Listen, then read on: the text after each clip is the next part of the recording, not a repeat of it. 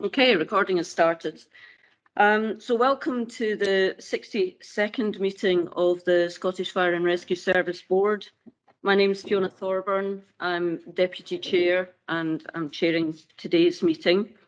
It's a very busy agenda, so if I can appeal to everyone to keep their questions succinct and at the appropriate level, that would be really, really helpful.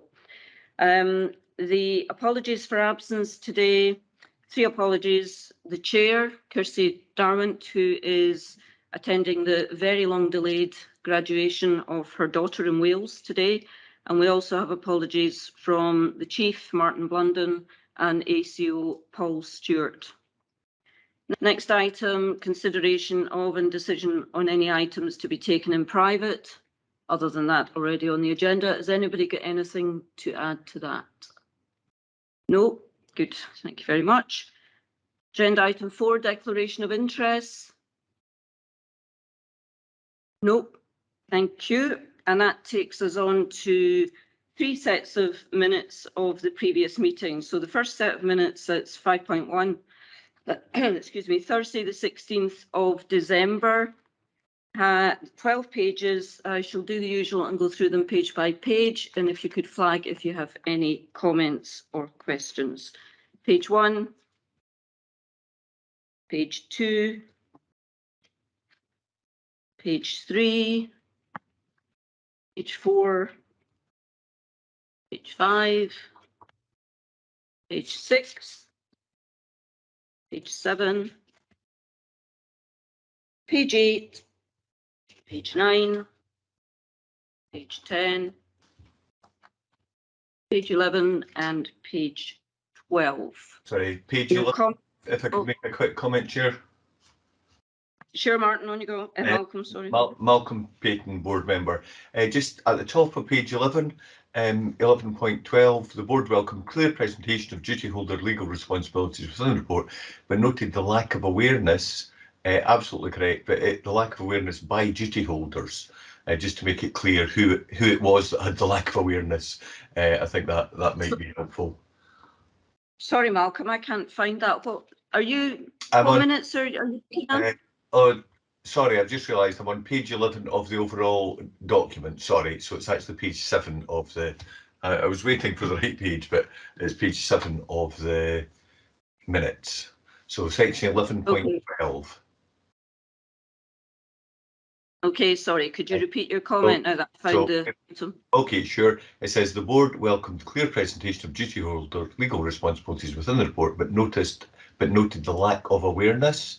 I just thought we should maybe clarify that that's the lack of awareness by duty holders, which is highlighted throughout the consultation, just so it was clear who had the lack of awareness, if that makes sense.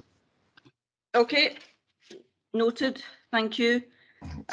So the minutes then of Thursday, 16th of December 21, we take as approved, and that moves us on to agenda 5.2, which is the minutes from the 13th of January 2022. It's only 4 pages. Again, I'll just quickly run through them. Shout out if you have any comments. Page 1, page 2, page 3, and page 4. No comments. Thank you. Take them as approved. And then finally, the minutes from Thursday, the 24th of February, 2022, 3 pages. Page 1, page 2, page 3. Excellent. Thank you all very much. Those minutes are also approved. That takes us on to agenda item 6 for the action log. And over to Ali. Thank you, Chair. Group Commander Ali Cameron, Board Support Manager. So just running through the action log to confirm that the board are content to close the 4 actions which are being marked up as blue completed with the position statement updates, and these can be removed accordingly. All happy? Yep, much nodding. Thank you very much. And on to the decision log. Thank you, Chair. So running through the decision log for the 16th of December 2021, we've had 3 decisions that were made. So just to confirm again, the board are content with the capturing of these decisions as detailed within the papers, page 10 of 12. Everyone content? And then moving on to the meeting of the 13th of January 2022. Again, the decision against item 5, the West Asset Resource Centre, page 11 of 12, just to confirm the board are content with how that's captured. Yep. And finally, the meeting of the 24th of February 2022 in relation to the budget strategy 22-23. Again, just confirming the board are content with the capturing of that decision. Yep. And just as a reminder, following on from the previous annual governance review, for the purposes of the next meeting, we will be doing a review in the impact of the assessment of board decisions, and that will be captured from the next meeting moving forward. Thank you, Chair. Okay. Thanks, Ali. On then to agenda item 8, the chair and deputy chair's reports in the pack. I did attend some of the meetings with Kirsty, but obviously in the main, these are her activities. I'll do my best if anyone has any questions, but hopefully it's self-explanatory.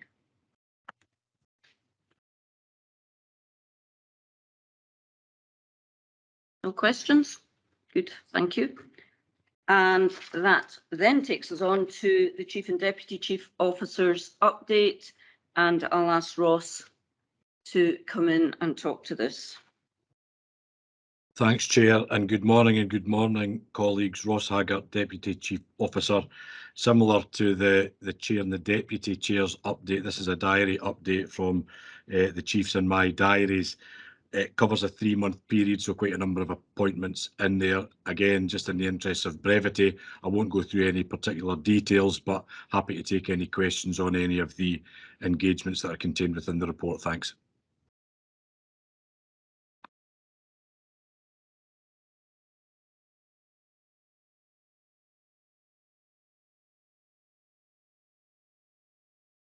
Thanks, Ross. No questions as far as I can see. No, thank you. That moves us on then to agenda item 10, the committee reports. Change Committee, which was held on the 3rd of February this year, and there are draft minutes in the pack. Very briefly, the kind of headlines from that meeting: the committee scrutinised the major projects dashboard, also scrutinised the retained volunteer duty strategy improvement framework and the people training finance and asset system programme. We heard an update on the continued progress in the portfolio office and an end of project review on the protection of vulnerable groups project. As ever, we discussed risks, including portfolio and directorate aligned lists, and we had a risk spotlight on pod resource for projects as noted at 10.3 in the minutes. Those are the headlines. There was also a private update on command and control futures. And Ross, would you like to say a few words on that? Thanks again, Chair. Yeah, probably not going to enlighten much in addition to the minutes. As you're aware, the CCF project is quite dynamic in its nature. At the time of the Change Committee meeting, the project was shown amber across all 4 measures of time, cost, quality, skills and resources. And as the Chair's mentioned, there was then a private session on CCF due to the confidential commercial and financial information that was discussed. So that was really a health check at that point in time. Members will be aware that we've got a session on CCF in this afternoon's strategy day, so we'll be able to give a further update in terms of our current situation with CCF this afternoon. So happy to take any questions and nothing else to add. Thanks, Chair.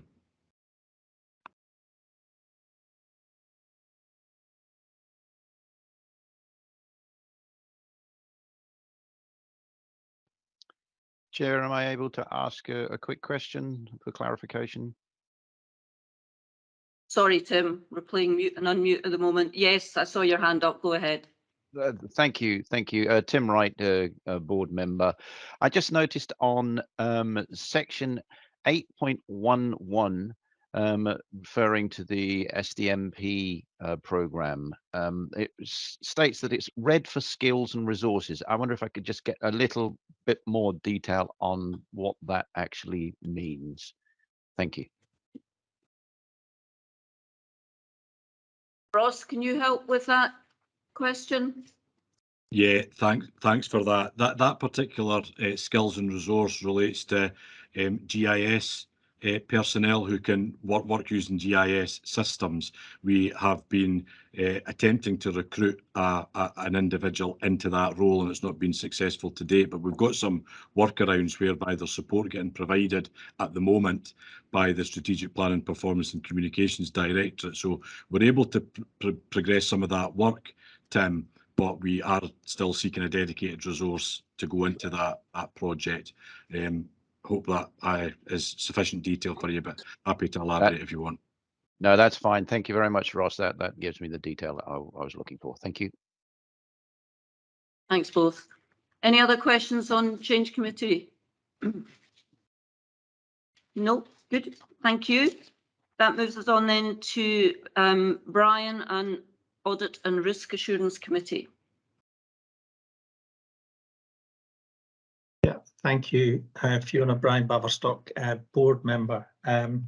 Firstly, the Audit Committee from the 20th of January, which is in the packs. Just a few highlights. We received an internal report on fire safety improvement. Level of assurance that was provided there was generally very good. That the process of checking has moved to a hybrid model, as much of what we do has done during COVID, and it's about learning the lessons and taking forward the opportunities from that. Key area of improvement seemed to be around about public access to information, and work is underway to try and improve that. We had fairly lengthy discussions about the challenges of progressing internal audit recommendations. It's a bit of an issue for this organisation, but it's a bit of an issue for every organisation in truth. But good progress is being made.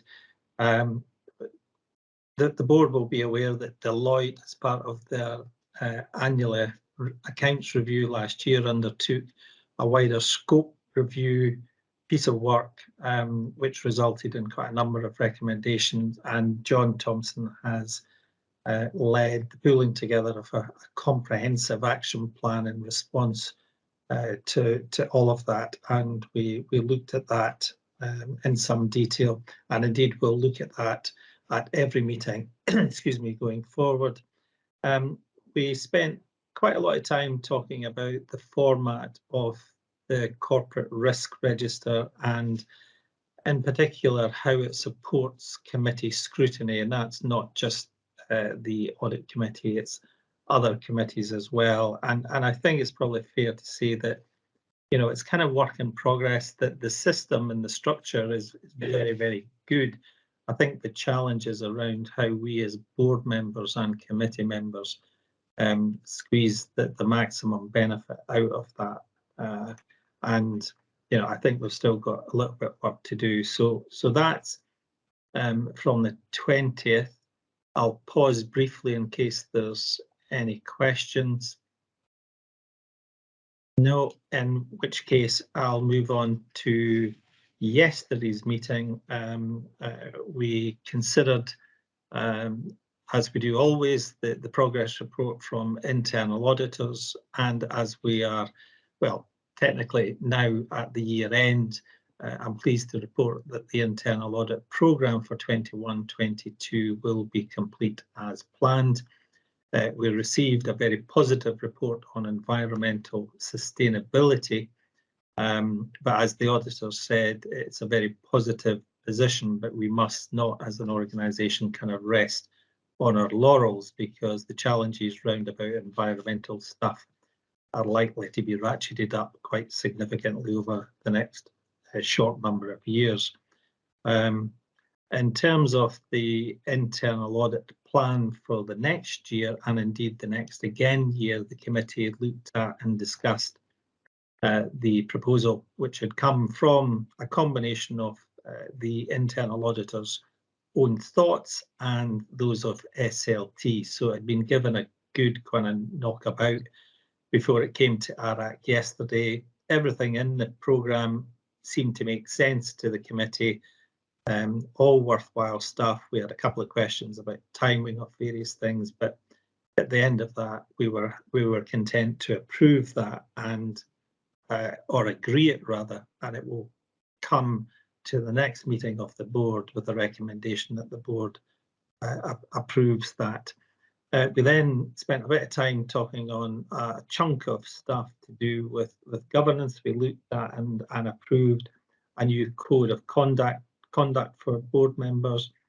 We looked at a paper around the preparation of the annual governance statement, and we received a verbal update on the development of a new governance framework. It's probably fair to say that I've probably never personally experienced an organisation that commits so much time and effort to its governance arrangements, and I think that the team need to be commended for driving that forward. I think it is excellent work that's being done.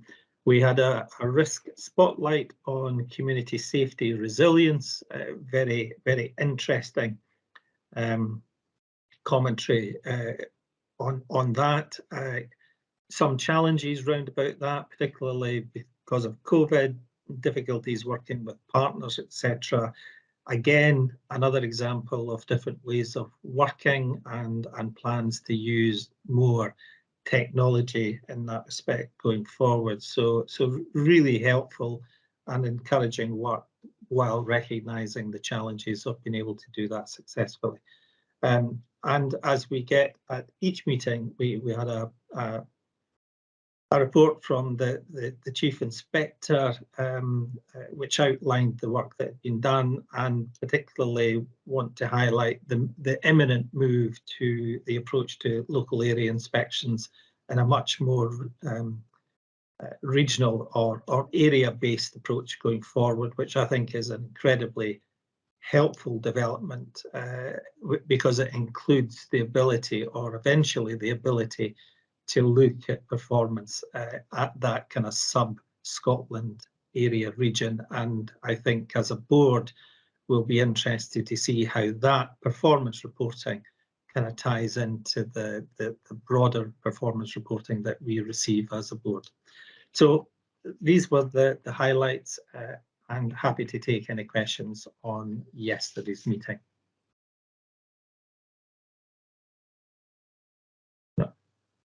Questions for Brian? No, good. Thank you very much. On now then to 10.3, People Committee and Vary. Thank you, Mary Wiley, board member. There's two sets of minutes. I gave a verbal update for the first previously, so my intention was just to give you a few highlights from the second set.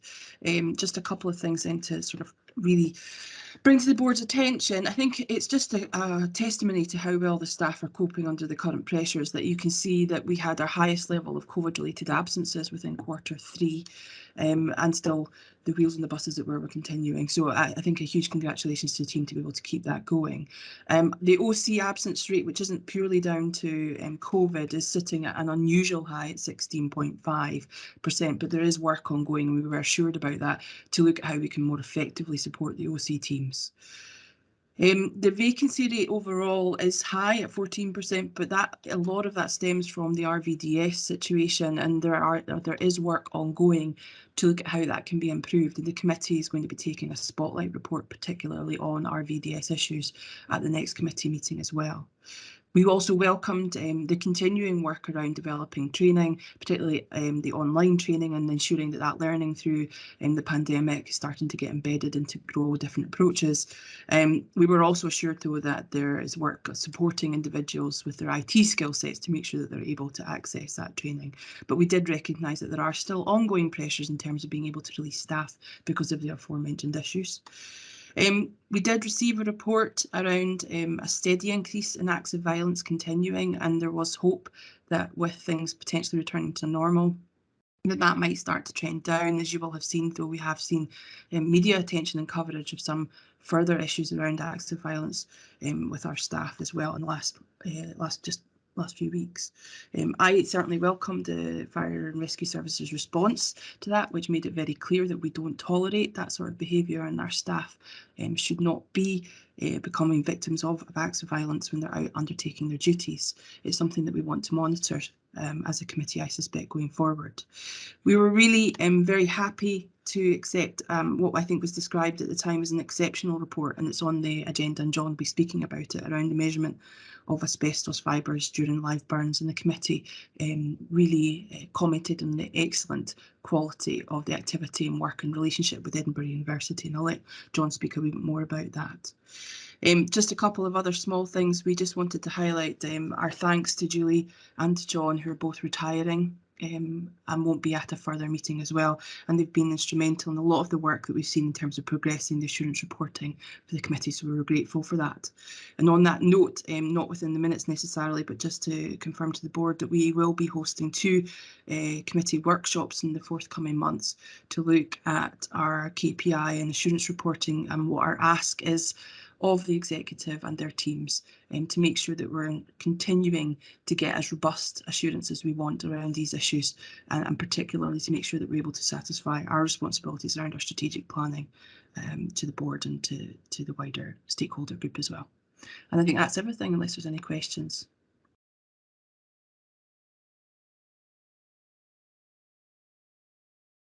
Brian? Yeah. Thanks, Vary. Just on the issue of acts of violence, I was just curious in terms of the support that we get from Police Scotland. Is there anything that you can say just to summarise how that operates? I was about to say, I think Stuart is probably better suited to answer that question than I am. On you go, Stuart. Yeah, thank you, Brian, and thanks, Mary. Yeah, we have a really strong relationship with Police Scotland, in particular when it comes to acts of violence on any emergency worker. We work very closely with Police Scotland in order to identify and pursue those responsible for violence to crews. And particularly in the run-up to bonfire period, we have a joint operation called Operation Moonbeam, and a part of that is to make sure that we've got resources in place to support crews should they come under attack whilst carrying out their duties over that period, Brian. So a very healthy and positive relationship. Thanks, Stuart. I'm very glad to hear it. Thanks. Thank you. No more questions for Vary. And John, are you going to say some words around the asbestos piece? Yeah, I can do, Chair.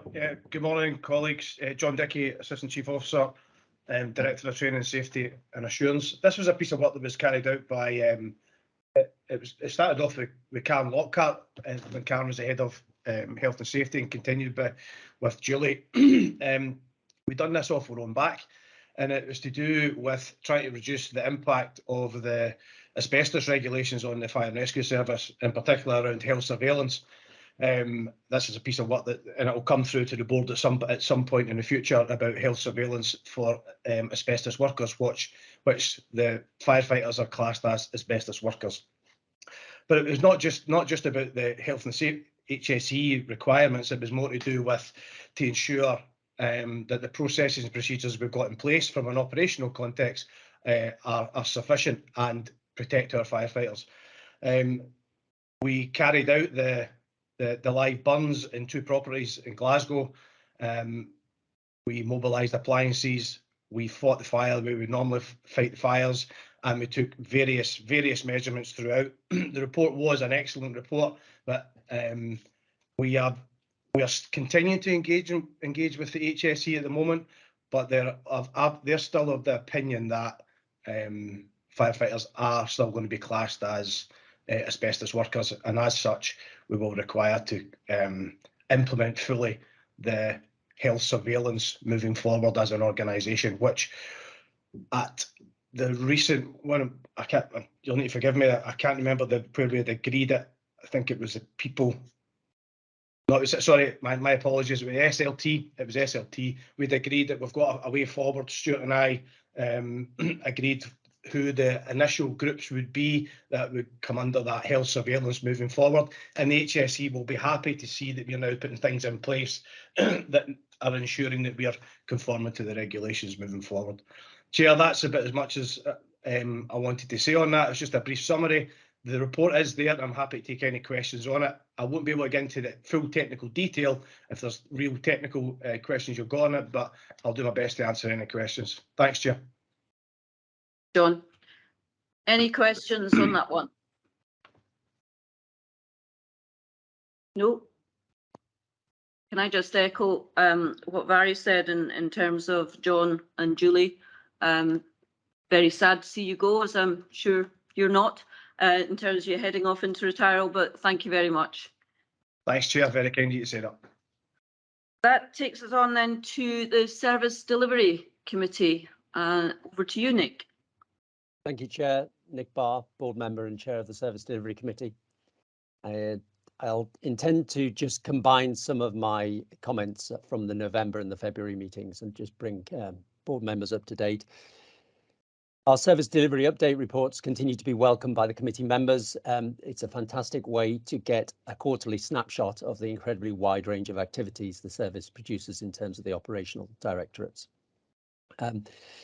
That's followed by the quarterly performance reports, which have been greatly enhanced with the recent Power BI input, and the committee have continued to encourage the data management team in the development of the capabilities of this system, and the Service Delivery Committee members benefit greatly from this.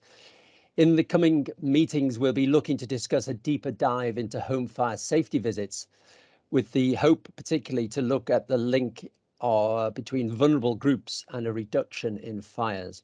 There'll be an interesting analysis on the information.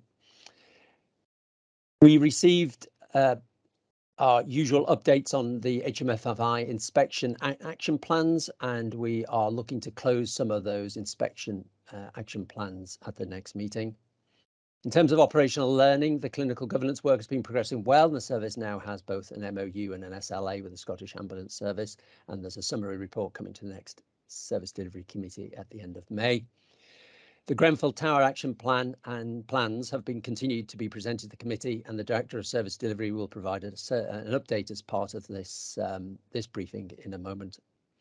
Of interest, the committee is looking forward to learning more about firefighting in high-rise buildings shortly as well, so that will be particularly pertinent. And also, in terms of learning from past events, at a future meeting, we'll be inviting the chair of the NFCC's National Operational Learning Committee to come to the committee to give us an insight on how the Scottish Fire and Rescue Service and the wider UK Fire and Rescue Services learn from past events, something we're particularly keen to understand more. And we've also continued our series of climate change pieces, and having just looked at the topic of wildfires, we'll be hearing about how electric vehicles will be changing our operational responses, both in the form of public vehicles and how we go about firefighting within those, and also our own potential new appliances. In terms of risk, we've continued to look at operational risk through the Directorate Risk Log, and have latterly focused on Omicron and its impact that you just heard from the People Committee, and the service's ability to respond in terms of firefighters on the ground. We welcome the HMFSI's Chief Inspector's update, and as per AREC comments, welcome the new regime of the way looking at the service delivery areas. At the February meeting, we concluded our meeting with a private session on operations control resilience management, and welcomed the head of operations and the area manager for OCs, who led us through all the hard work that's going on to ensure resilience in these critical aspects of the infrastructure. I'll pause there for questions, but if there are none, I can hand over to Stuart for a Grenfell update. Thank you. Any questions for Nick? No, good. Thanks, Nick. Over to you, Stuart. Thank you, and apologies, Chair. And sorry, it was remiss of me when I first spoke not to introduce myself. I'm Stuart Stevens, Assistant Chief Officer and Director of Service Delivery. So at the last Service Delivery Committee, I presented Grenfell Phase 1 Action Plan Update number 10, and I was pleased to report that significant progress had been made against a number of the actions over that reporting period. Key to this was the delivery of a series of training and exercise events which took place in December to test the new procedures. And these were large-scale exercises that tested both the operational element on the fireground as well as the operational controls procedures. And that includes movement from stay put to full evacuation, management of large number of fire survival guidance calls, and transmission of information between OC and the fireground. Following these practical exercises, we were able to close off 7 actions, and these were detailed within the paper. That left 1 remaining action, and that related to the management of fire survival guidance calls should they overspill to other fire and rescue services or start to be taken by the police or ambulance service. Within the report, it stated that this was due for completion in the days immediately prior to the Service Delivery Committee, but after the papers had been submitted. However, I was pleased to report that that action had been closed in the days prior to the committee.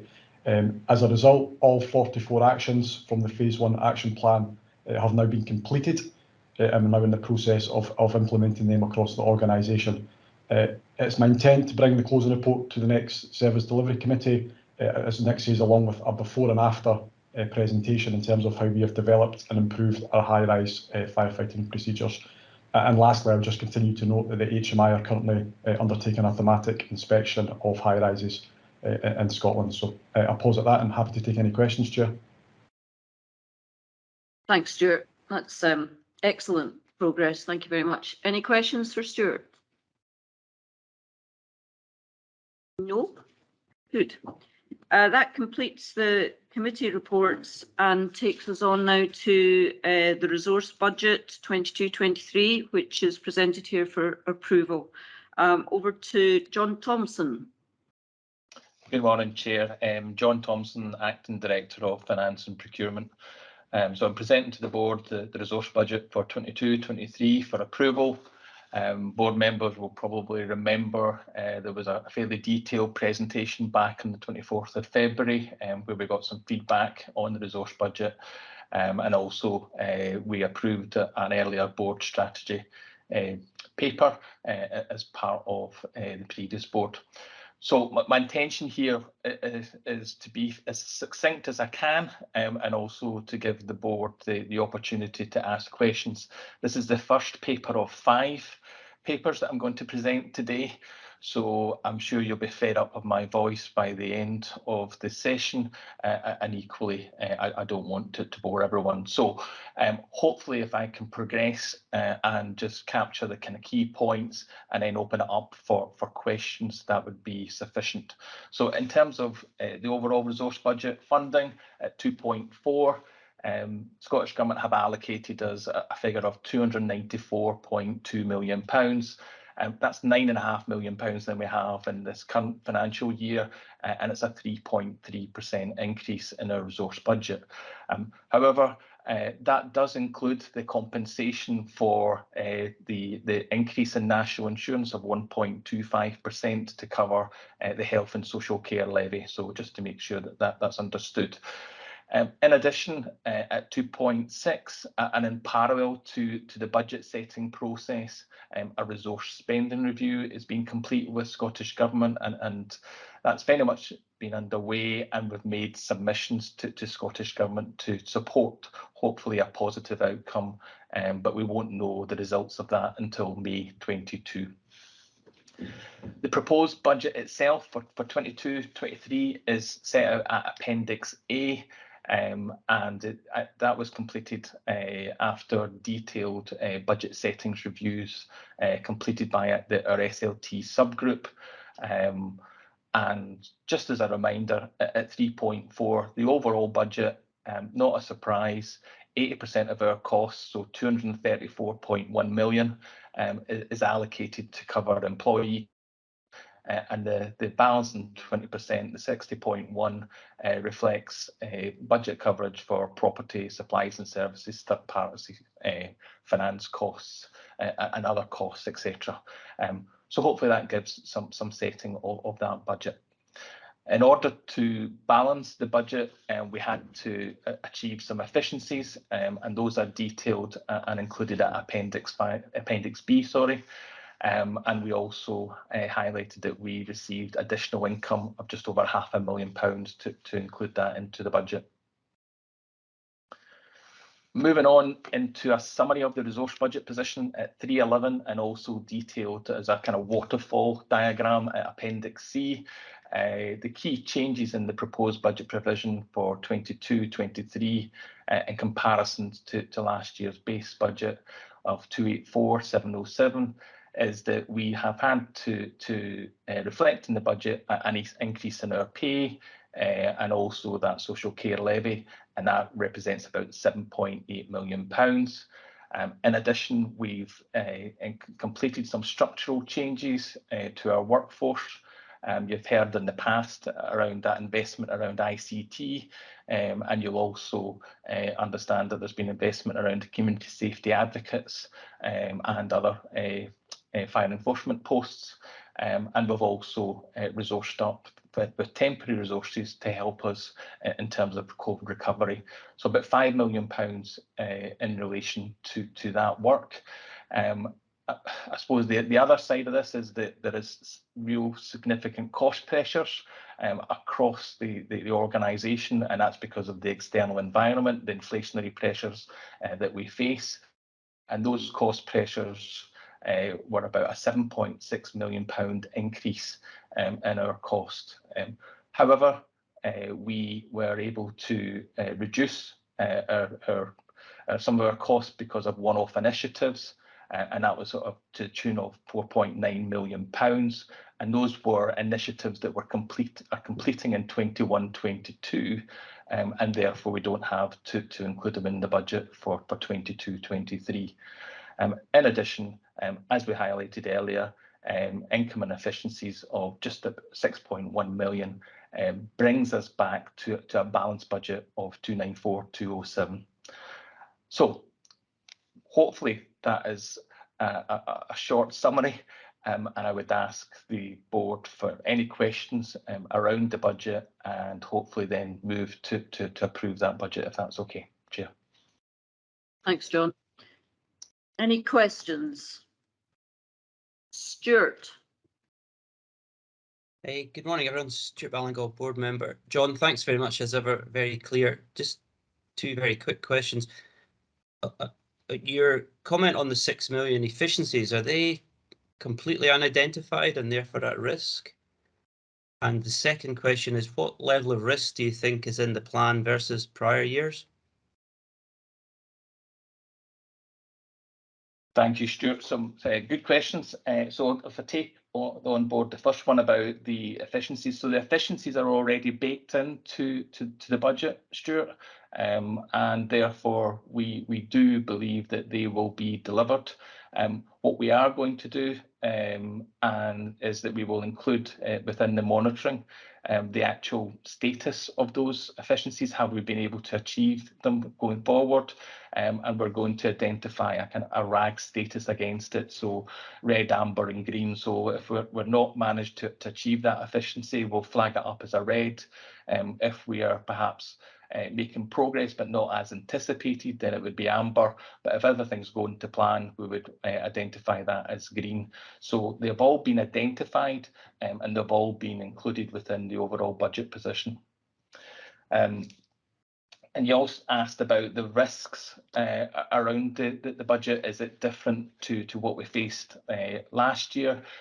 I guess last year had the challenges around COVID and around COVID recovery, how that would have an impact on our operational availability and the impact in terms of overtime. And we certainly had a fairly volatile period where we had to react very swiftly to events, but we still managed to come out on top in reality and manage the overall financial position. I think moving into this year, the risks are slightly different. Those risks certainly are more around the kind of marketplace and around the cost pressures the organisation will be faced with.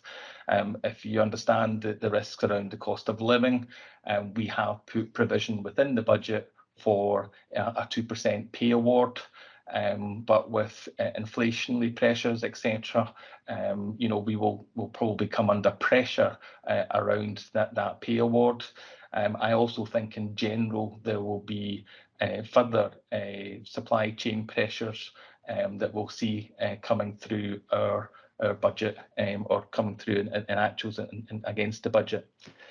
I think that lends itself to making sure that we are therefore more agile in how we operate the budget. One of the things that we have certainly agreed of as a strategic leadership team is to do quarter reviews of the budget position, and that's to make sure that we do indeed you know, make sure that we can refine the budget and make sure we can actually allocate the budget where it's needed in response to some of those uncertainties. So hopefully that answers the question, Stuart. If not, please, I'm happy to expand. Yeah, no, that's fine, John. Thanks. I was just trying to get a sense as to whether you believe the budget this year is any more or less, accepting all the challenges in it, are any more or less risky than prior years. But you seem to be suggesting that in the round it's much the same. Much the same, but different risks. Thank you. Thanks both. Leslie. Thanks, Chair. Leslie Bloomer, board member. Thanks, John. I think that the process that you've taken us through this year in getting to this point has been particularly helpful. So I welcome the developments compared to previous years. Thank you. A couple of questions. In para 3.2, you talk about a new process, which is a subgroup of the SLT, which considered the position but also agreed reallocation of budget to service priorities. And I just wonder if you can tell us a bit about how well that process went and what changed compared to previous years as a result of that. Yes, Leslie, thanks for your question. You're absolutely right. We adopted a different process in the budget setting, and it was much more engagement via the strategic leadership team. There was a subgroup that was chaired by Ross, and I was delighted that Ross helped actually facilitate those sessions. Some of the things that came out of that was that we tested the assumptions behind the budget. So we made sure that people understood what the budget allocation was, but we understood more around the assumptions behind that, and really just wanted to make sure that we had grasped those assumptions correctly. And we did actually make some thoughts and some changes around those things. We also reviewed a lot of the initiatives. We reviewed the kind of cost pressures and savings, and we wanted to then confirm whether they should be included in the budget or whether we felt that no, we wanted to exclude them from the budget. So if you want to describe it, it was very much a kick in the tires of the budget setting process, making sure that we all understood it, but also making sure that we we're kind of fully vested in the final output in terms of the budget itself. That also meant that we were able to look at ways that we could identify efficiencies. It also meant that we were able to reinvest in particular areas and reallocate budget, for example, back into RDS for prevention type activities, on the back of the fact that we had identified some savings on the RBDS turnouts. So that was one kind of example. Others were around allocation of overtime and general consensus around the support staff position and how we could manage that to achieve a balanced budget. So all really useful and valuable work, and a kind of collective bringing together of SLT to make sure that we were all on the same page, and we all had a clear understanding of where we were going for the budget for 22-23. So hopefully that's helpful, Leslie. Definitely, it sounds like a collegiate ownership of the budget, which can only be helpful and will also help to reduce risk. A couple of other quick questions, if I may, Chair. As part of that process, you talk about an increase in to support expansion of fire prevention and fire safety work with vulnerable households. Can you say how much that is and what we'll do with it. I'm interested in how we'll measure effectiveness, but I think that's one for the Service Delivery Committee. And my second point is in the list of efficiencies, there's 118,000 associated with new recruit accommodation, and I just wonder if you could tell us a bit about that. Thank you. Okay. Thanks again, Leslie. So in terms of fire safety, we invested in 30 posts for community safety advocates, stroke fire enforcement officers. So that's really just to drive forward that prevention work. And as I mentioned earlier, we also reinvested about £250,000. Not about, it was 250,000. We've invested £250,000 back into the RVDS to support them undertaking more prevention type activities. And that's as a direct result of, as I say, in terms of reduction in RVDS turnouts. That's great, and 30 community safety advocates is an excellent resource, big resource. Thank you. My last point was about the 118,000 on the new recruit efficiency, on new recruit accommodation. Thank you. Yeah, and I do have the answer to that, and I know that John also has the answer to this. So if I don't explain it correctly, Leslie, hopefully John will make a better job. But basically, the £118,000 saving was to do with the training accommodation, and we changed how we delivered that training. So it was very much a kind of 4-on, 4-off type process, and that was different to how we had planned it in the past. That then meant that we didn't have to have as much accommodation cost, and that is the £118,000 saving. And we actually anticipate that perhaps we'll achieve more next this 22-23 if we continue with that process, which I'm sure John can perhaps say a little bit more. But that was the rationale behind it. That's perfect. Thank you very much. Great. Thanks, Leslie. Steve. Thanks, Chair. Good morning, everyone. Steve Barron, board member. Thank you, John, for the paper and for the process of getting us here, and a good level of detail here that gives us some insights into the makeup of the budget as a whole. So a couple of questions that come to mind as a result of looking through the detail for me. I noticed that £38.2 million of the cost lies in the cost of salaries for support staff, which by my calculation is about 16% of our total pay bill. So that feels on the high side to me, although I've got no statistics to back that up. And I do wonder about how senior leadership team feel about that level of cost being in support rather than in operational activity. Do we have any comparators, and are there any trends within this organisation that we can look at to see how that has varied over the life of Scottish Fire and Rescue Service? So the core question arising from that is there an intent to review that with a view to reducing those costs as a percentage of our overall spend? And my second point is about efficiencies, where I see that 50% of our efficiencies lie in vacancies. And that's understandable in the year ahead, I think, given difficulties in recruitment and current vacancy levels. So while that may be okay this year, I just want to highlight the risks of relying on that level of vacancies to balance the books in future years. So thank you. Okay, thanks very much, Steve, for your question. In terms of support staff, I suppose one of the factors that we certainly considered way back in 2013 was the overall level of support that we needed to the organisation, and I think it's probably fair to say that over time, one of the things that we have certainly understood is that actually what we need in terms of support staff is a lot less than we perhaps had in budget previously.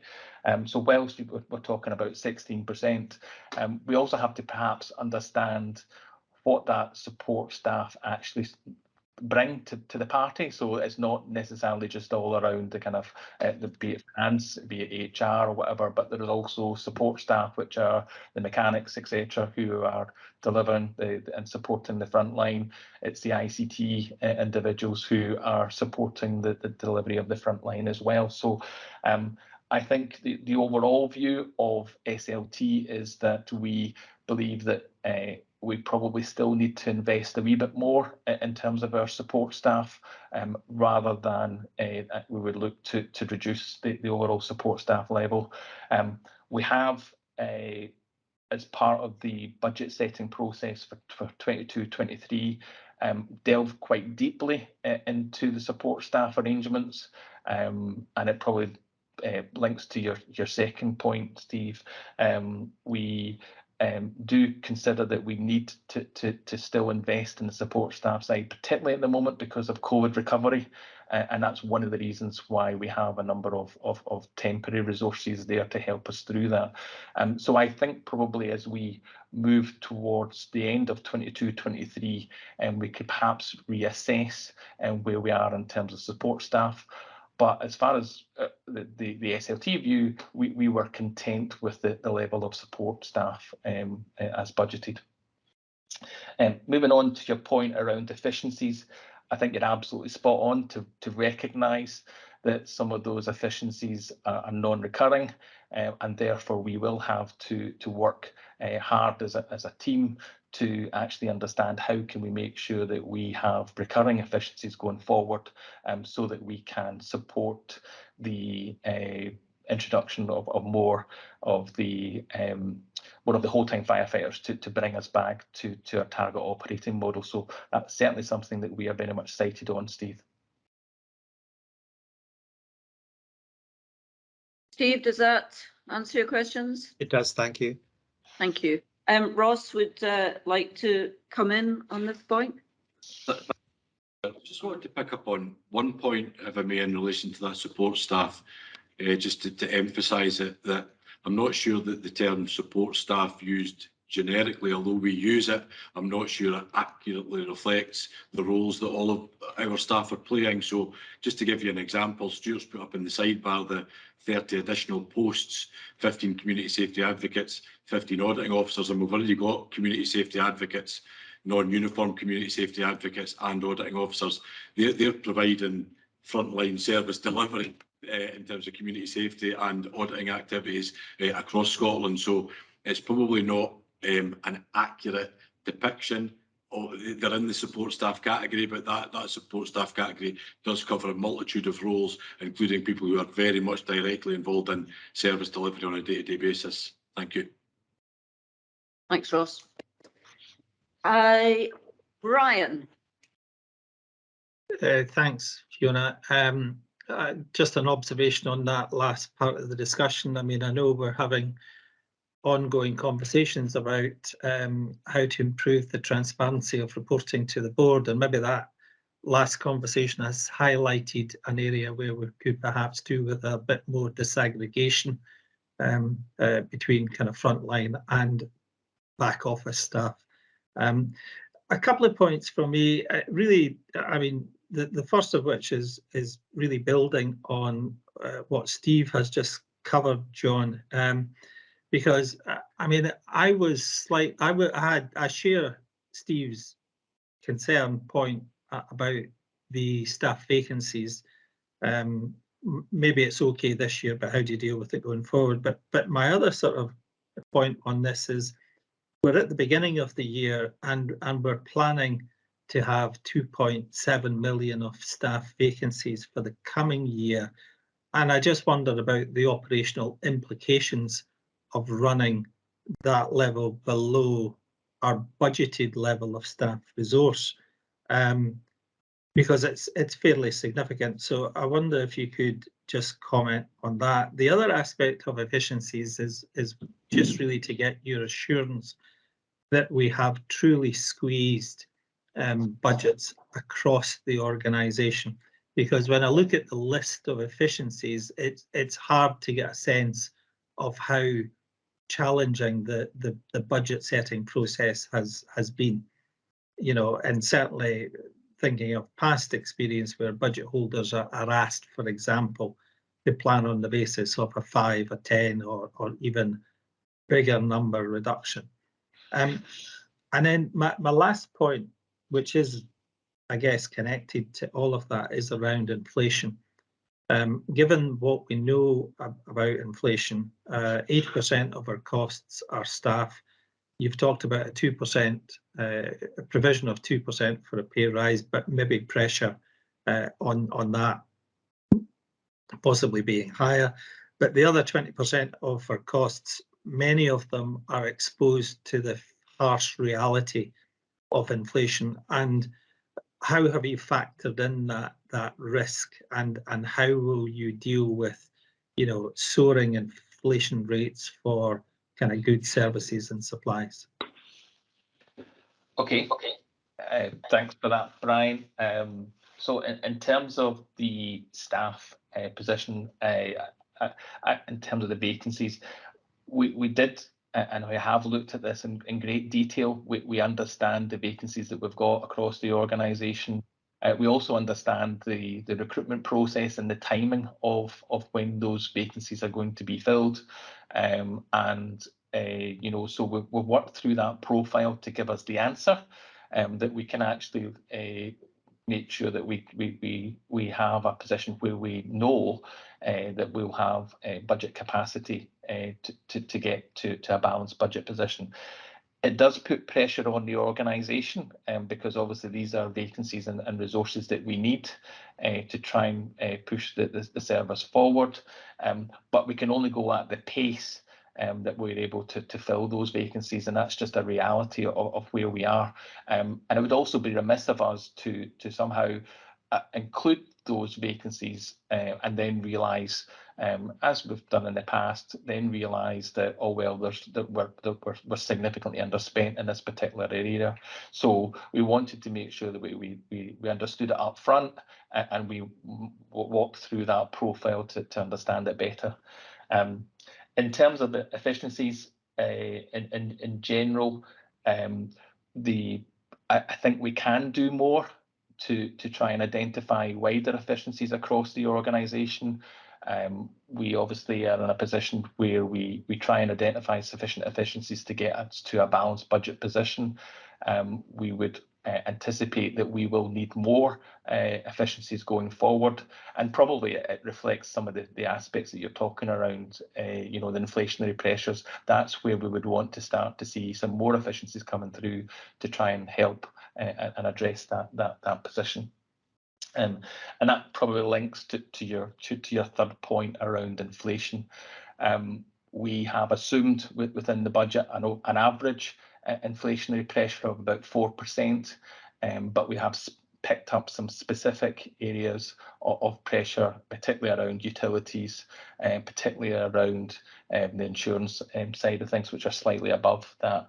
But I would also highlight that we have been able to mitigate some of that increase in price around utilities through our energy efficiency programme. So and I think it's about 400,000 in the budget that we've managed to save just by investing in insulation, investing in solar panels, investing in biomass, etc., etc. So we're doing our best to try and mitigate those pressures, but it will be something that we'll have to manage pretty actively throughout the year. Brian, I probably alluded to that in terms of those risks when Stuart asked his question.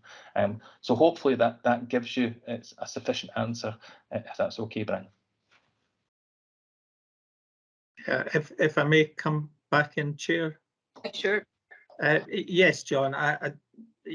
Look, I know these are kind of difficult issues, so I'm not really expecting the perfect answer. But you know, you can understand, you know, thoughts like, well, if we can survive with 2.7 million of less manpower or woman power, sorry, if that's you know, and if we can do that for 12 months, well, do we really need that resource in the first place is kind of one of the issues.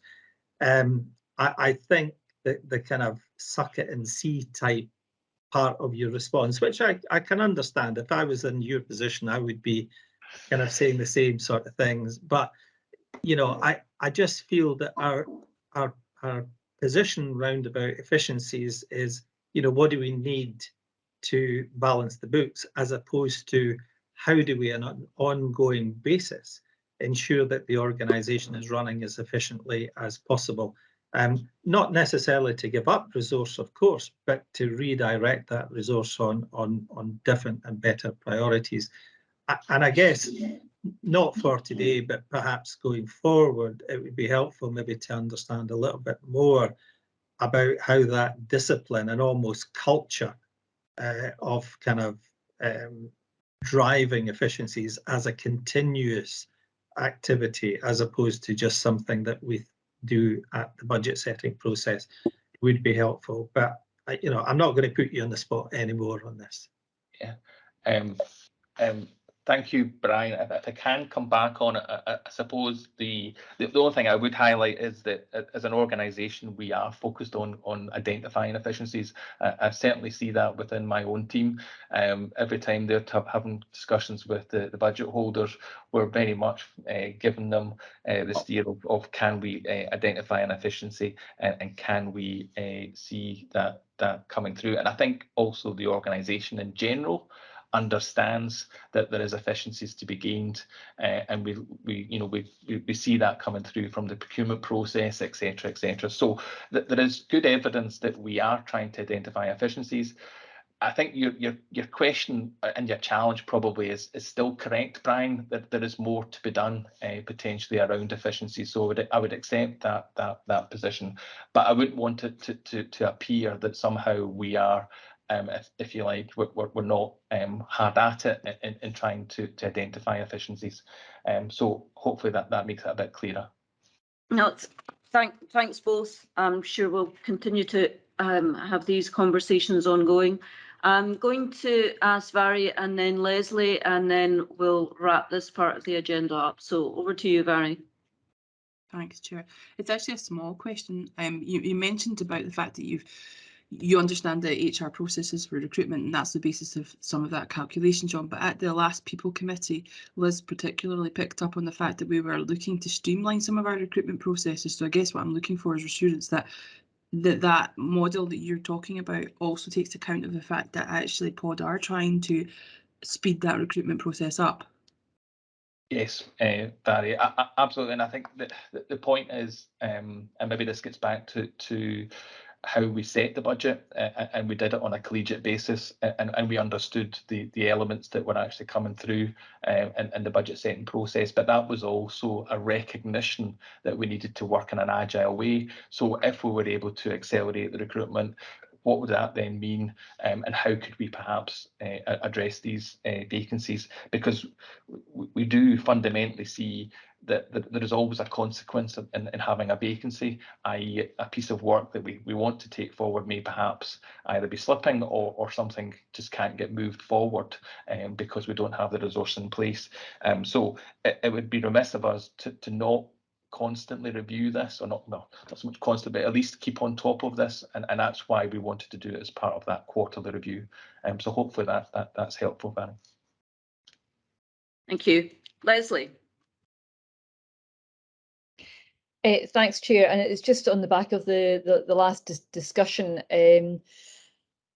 John, can you just clarify, help me here? I was working on the basis that the great majority, or if not all, of the 1.8 million vacancies, support vacancies, and indeed the 850,000 for the RVDS vacancies, that is basically the time that jobs that are going to be filled are actually vacant between the one person leaving and the next person taking up post. Yes, it's a recruitment profile, if you want to describe it as that. It's just how quickly are we going to be able to get people in realistically, and it's a judgment as to what that will look like, based on a collective understanding. I think that's helpful, because I think that perhaps we've been somewhat at cross purposes. So it's not the case that we've decided just to sit and see if we can do without posts for a while. It's about just, this is the way recruitment works, and therefore we acknowledge it and get out of the budget. Okay, my second point is, whilst I absolutely support Steve and Brian's challenges, I would say that this point about the subgroup of the SLT, identifying savings, reprioritising, seems to be paying dividends. And the point about the 15 community safety advocates and 15 fire safety auditing officers, we've been able to fund those by finding savings within the organisation elsewhere and putting them into prevention, which is an area that us as a board in our formal meetings and in our workshops have repeatedly come back to the importance of. So I just wanted to kind of pick up on those couple of points just at the end of this discussion, Fiona. Thank you. Yeah, that's very good points, Leslie. Thank you, particularly the latter one. So thanks all for the questions, and John for your very fulsome answers. I am assuming, on the basis with no further questions, that we're happy to approve the resource budget and move on to the capital programme. You again, John. Thank you, Chair. Yes, delighted again to present the second report this time on the capital programme for 22-23 to 24-25. Again, the capital programme has been presented previously to the board as part of this strategy days.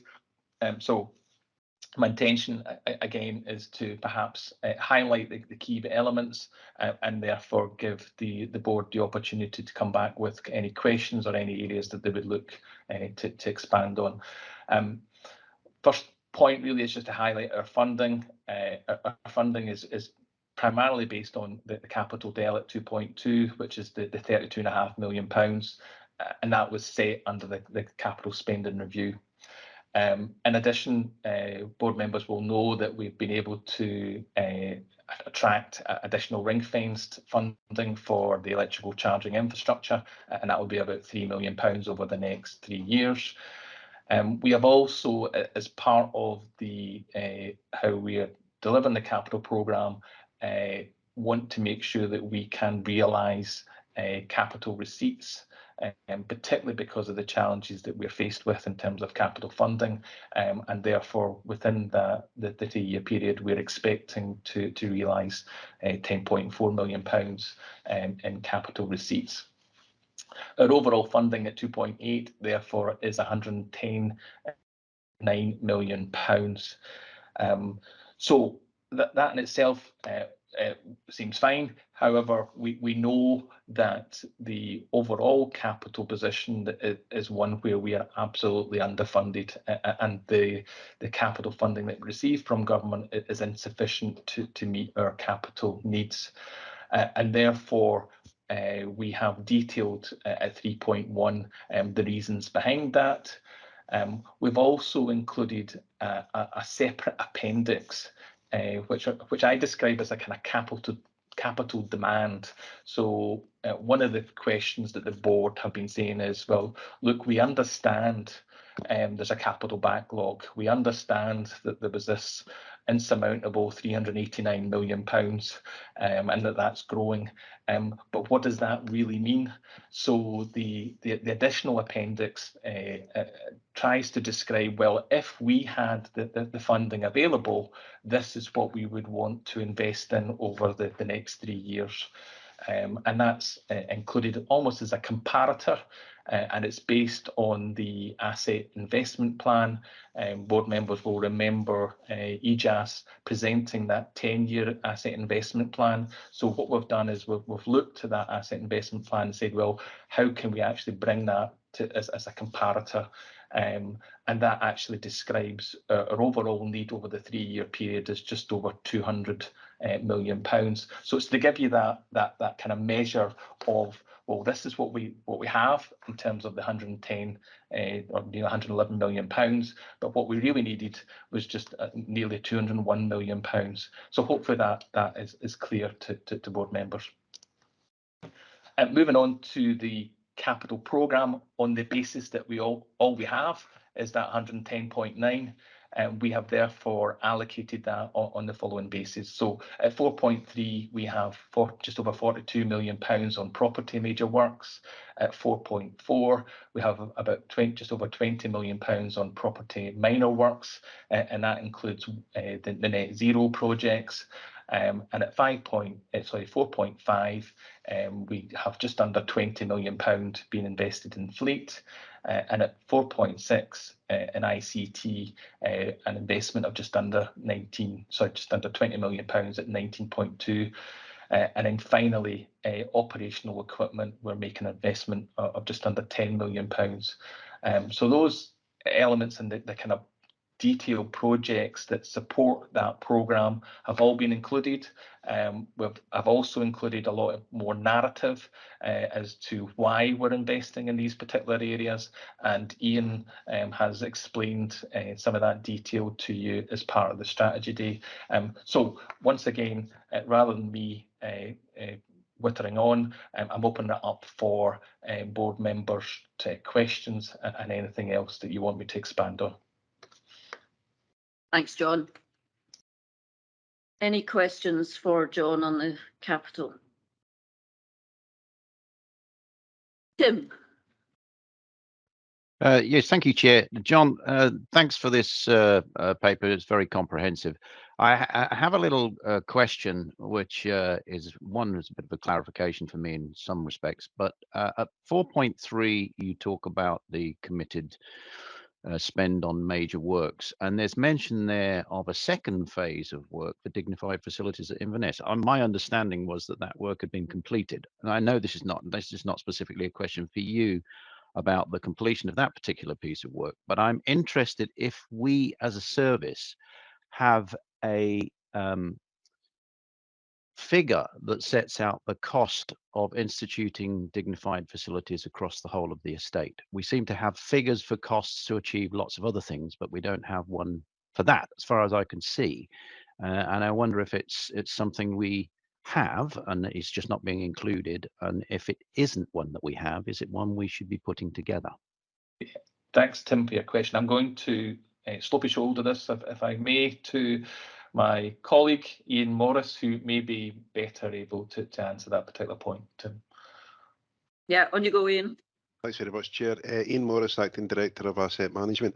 I can answer the question. This is the second phase of Inverness. The first phase has been completed, which was the upstairs, which was the dormitories, dignified changing facilities upstairs. But there's elements of the downstairs that's the second phase that we're wanting to continue. And again, it's looking at some of the amenities, some of the additional shower blocks, and some of the contaminant flow throughout the station. And that will basically complete that station, if you want to call it, as a refurbishment in 2 stages. Stage 1 was obviously done this year. Stage 2 will be done this coming year going forward. As for the assessments, we're going through another round of conditions and suitability assessments of our estate again.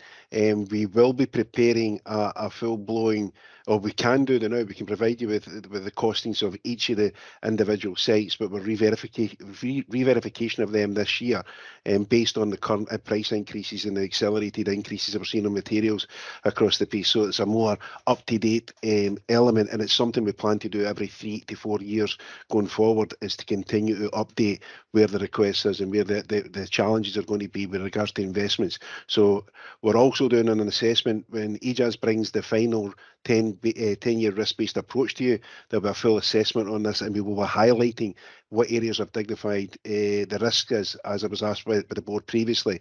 We'll be identifying that as an appendix, and we'll be identifying where our employee mix, both male and female, is across the service, and where we're lacking some of the additional dignified facilities. And again, we'll be looking to cost that out as an overall cost as well. Chair, if I can come back on that. Yeah, sure. On you go, Tim. Ian, that's very helpful. Thank you. You mentioned there costing dignified facilities for where we already have mixed firefighters deployed to stations. I'm assuming that what we want as a service is the ability to deploy mixed firefighters to every single station. So it shouldn't be a responsive thing. We should be proactively seeking those things out. My argument for suggesting that we need to cost this is that I think if we have it costed, it points up the challenge that we face, but gives us the opportunity to seek funding to address what I think is a major oversight on the services part, and we need to prioritise this. So I'm pleased that this work is being undertaken, but for me, and I speak only as an individual, not for the board, but for me, I would like to see costing for dignified facilities into the entirety of the estate, not just where we currently deploy. Certainly, Tim, I'm more than happy to take that on board. When we say we're looking at a dignified for the mixed element at the moment, that was the question was about risk and risk of challenge. So the reason we're doing that is specifically, but yes, we would want to have the full autonomy to be able to deploy anybody of any gender, race or religion to any property across the piece. That would be our ultimate aim to going forward, and that's what the suitability condition assessments of all our properties will be doing. As I say, the figures that we have at the moment were done in 2017-18 along with the long-term financial strategy, so they'll be well out of date with regards to the challenges. We're refreshing them this year, but I can guarantee you we'll have that figure later on this year. Thank you. Thanks, Ian, and thanks Tim. Brian. Yeah, thanks. Ian, I think in part you started to answer the question I was going to ask. It's really around the asset investment plan, the case for more funding. Have we taken that to Scottish Government, and what has been the response?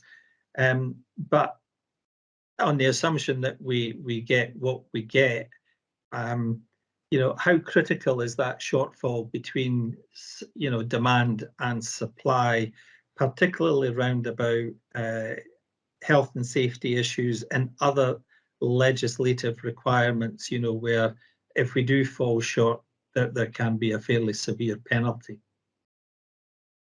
Yeah, if I can come back in. Okay, thanks for that, Brian. A couple of issues there I would pick up on.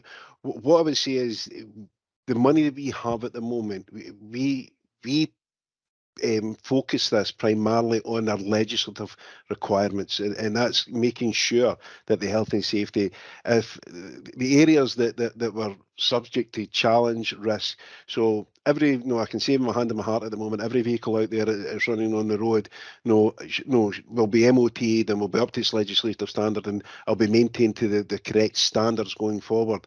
The same with the properties and the estate going forward. The legislative element with regards to asbestos, Legionella, the various legislative elements under health and safety, we adhere to these and we make sure they're compliant. Where we are failing, and where we've been vocal in the past of this, has been around about the dignified facilities and some of the challenges that can come from the Health and Safety at Work Act with regards to providing toilet facilities and changing facilities. That's an area we are weak on, and that's the area that will tie in with what Tim asked us to do there about the dignified facilities. So I am genuinely confident that I don't have any sleepless nights worrying about the legal aspects with regards to the legislation and the aspects there. What I do have a challenge is the dignified facilities element that we're going forward, and we're doing that assessment as we take forward. But as for like LOLA assessments, all the various, the plethora of legislation that's associated with the equipment and associated with the vehicles, then the boxes are all ticked. I can give the board that reassurance, know that we are on the right side of the line with regards to legislation and health and safety acts associated with that, the maintenance of the estates and vehicles and equipment. Thanks, Ian. Thanks, Brian. And finally, sorry, Fiona, just have we taken the case for more to the men on the Hill?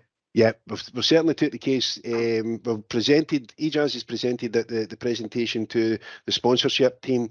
As of, and John will probably allude to it later on, we've managed to secure additional money this year as well as an overspend, which I'll leave that for him to talk to.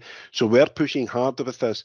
I also intend to take the full document through the governance route through SFRS, and we've told the sponsorship team they will get the full policy document once it's been completed from EJAS going forward as well.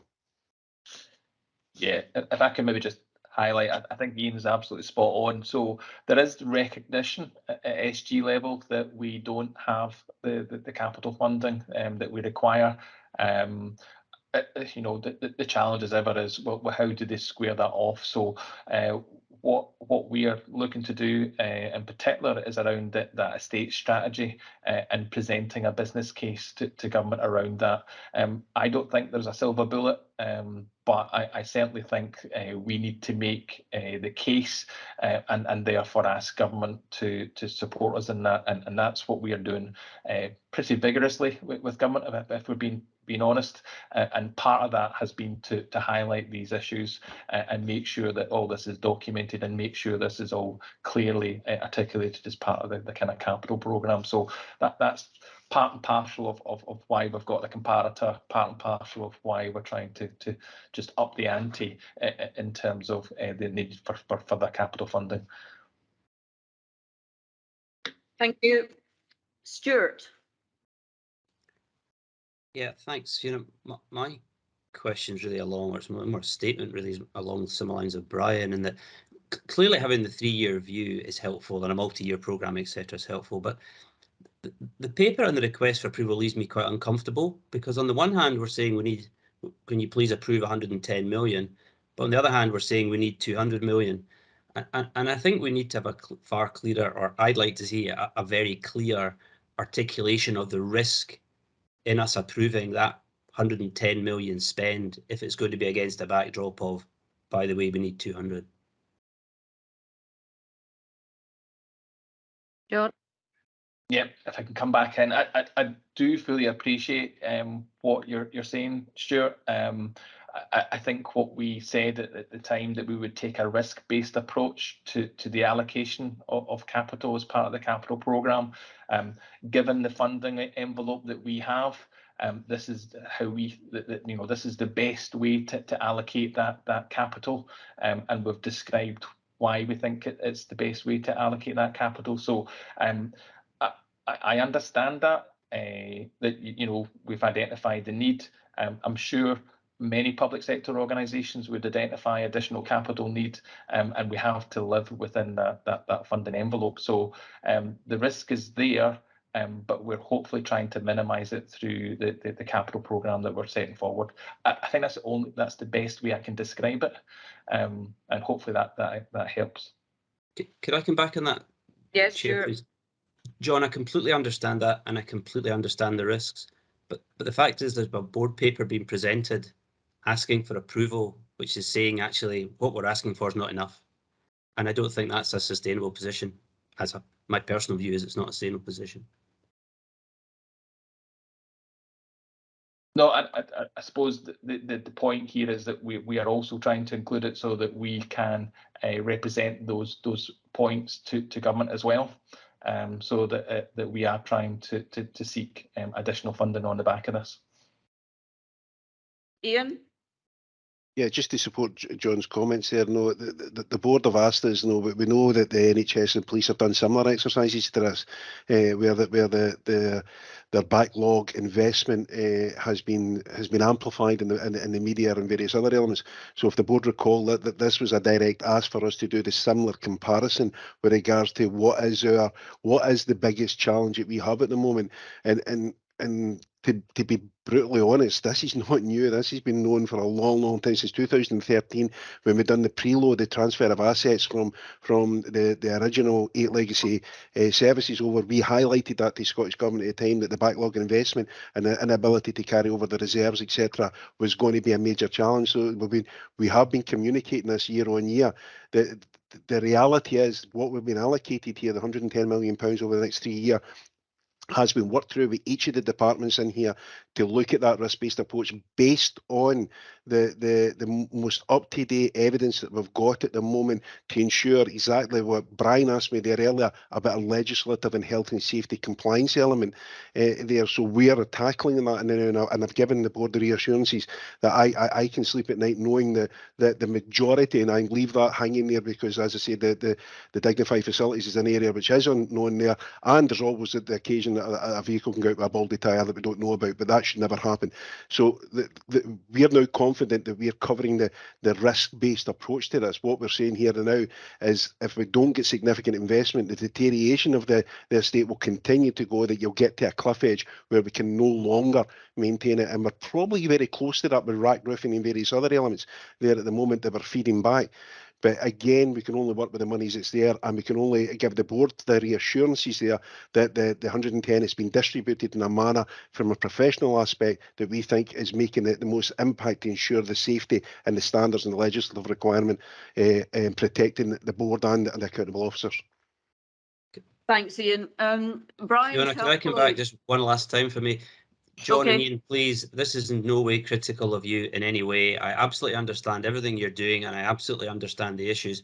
It may even just be a presentational thing, but it's really a statement to my board colleagues on what basis are we comfortable agreeing the 110 million, bearing in mind what's been presented to us. No, I absolutely take the point completely, Stuart. Just before I bring you in, Leslie, Brian's helpfully made some comments in the sidebar, which could you just verbalise them, please, Brian? Yeah, Fiona, I understand absolutely your point, Stuart, and totally support it. I think that the gap between those two positions of what we need and what we're getting has to be considered in terms of the risks.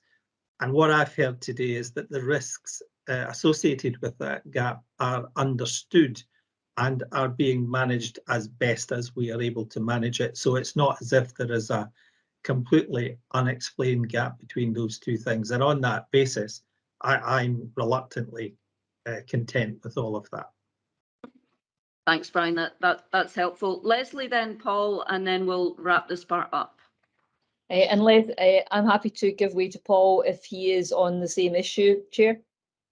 Okay, Paul, are you on the same issue? Yes, I am.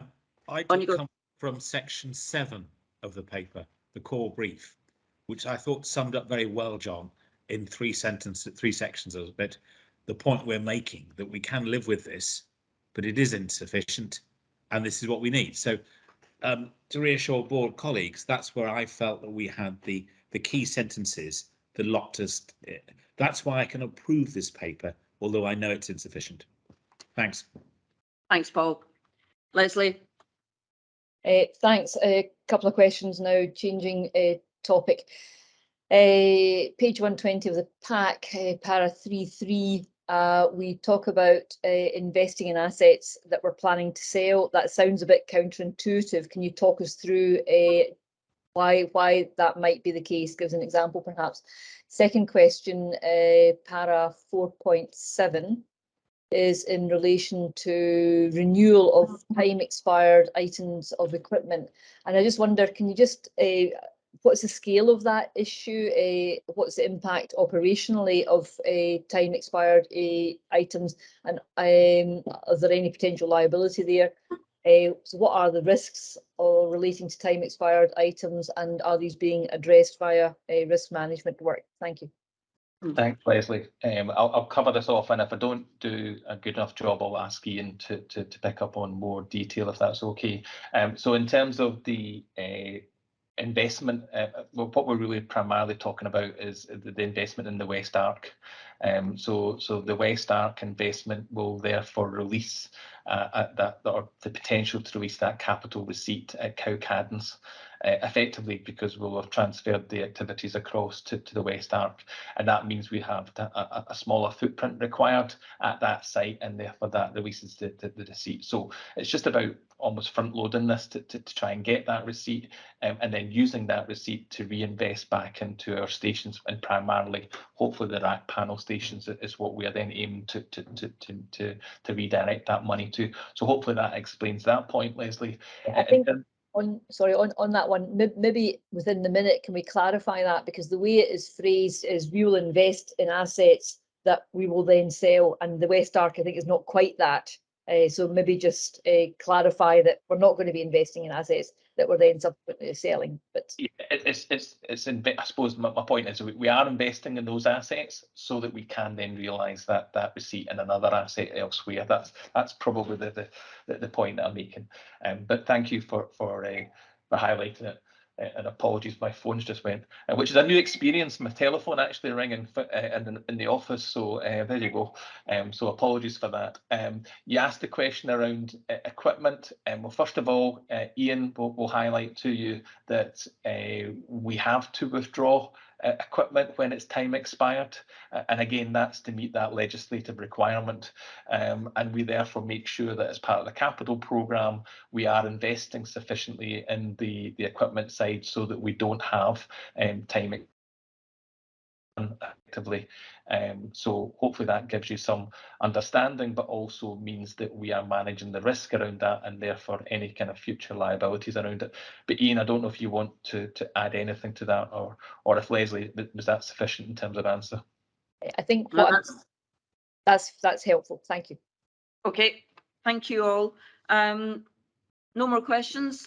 So can I just thank everybody for the answers there, and also just from my point of view, very clear that we're signing off the 110.9 million, and helpfully from my perspective can see the component parts of what we really need, but that the risks, as Brian has very well articulated, are recognised and being managed. So thank you for that. John, if you still have some voice left in you, are you okay to go on to the charging policy, and then we'll take a break after that? Is that okay? Perfect, Chair. Thanks so much. So yes, this is the third paper, and it's to do with the charging policy, and effectively the charging policy that I'm putting in front of the board is one that just revises the current scale of charges, and that's just based on the pay awards. So in some respects, this is a bit of a holding update to the charging policy. I'm very mindful that board members highlighted that we need to look quite deeply into our income streams and see where we could perhaps identify additional income. So the purpose of this policy is really just to update the position so that we can start the new financial year 22-23 with the revised rates. And the board members are content, then we are looking to do a much deeper review of the charging and income side of things, and do that comparison with other fire and rescue services, but also as a thought process, had a conversation with police and ambulance yesterday around comparing events. So do we charge for an event, or do they charge for a particular event, and do we do the same? Do we have consistency, etc., and how we look to do those things? So all opportunities to perhaps leverage more income, but all that work is planned as part of the work plan for 22-23. But this policy effectively just revives the scale of charges to help us charge the appropriate rates going forward just now. So a bit of a kind of stopgap measure, if that's okay. Yeah. The other thing that I wanted to highlight, sorry, Chair, was to explain that we also have included quite a significant amount of shared services income. Our forecast for this year was 476,000, and we anticipate just under 600,000 for 22-23. However, again, in line with conversations through the joint asset sharing group, we want to have discussions with our partners around that cost recovery model, to see if we can adapt that in any way to include some capital contribution, on the basis that we still want to encourage shared services, but we also have to try and make sure that we get sufficient recovery to cover off investment as well. And that's something that, again, we want to delve a little bit deeper into before finalising a new charging policy around that. So hopefully those are things that I know it highlights things that we're planning to do.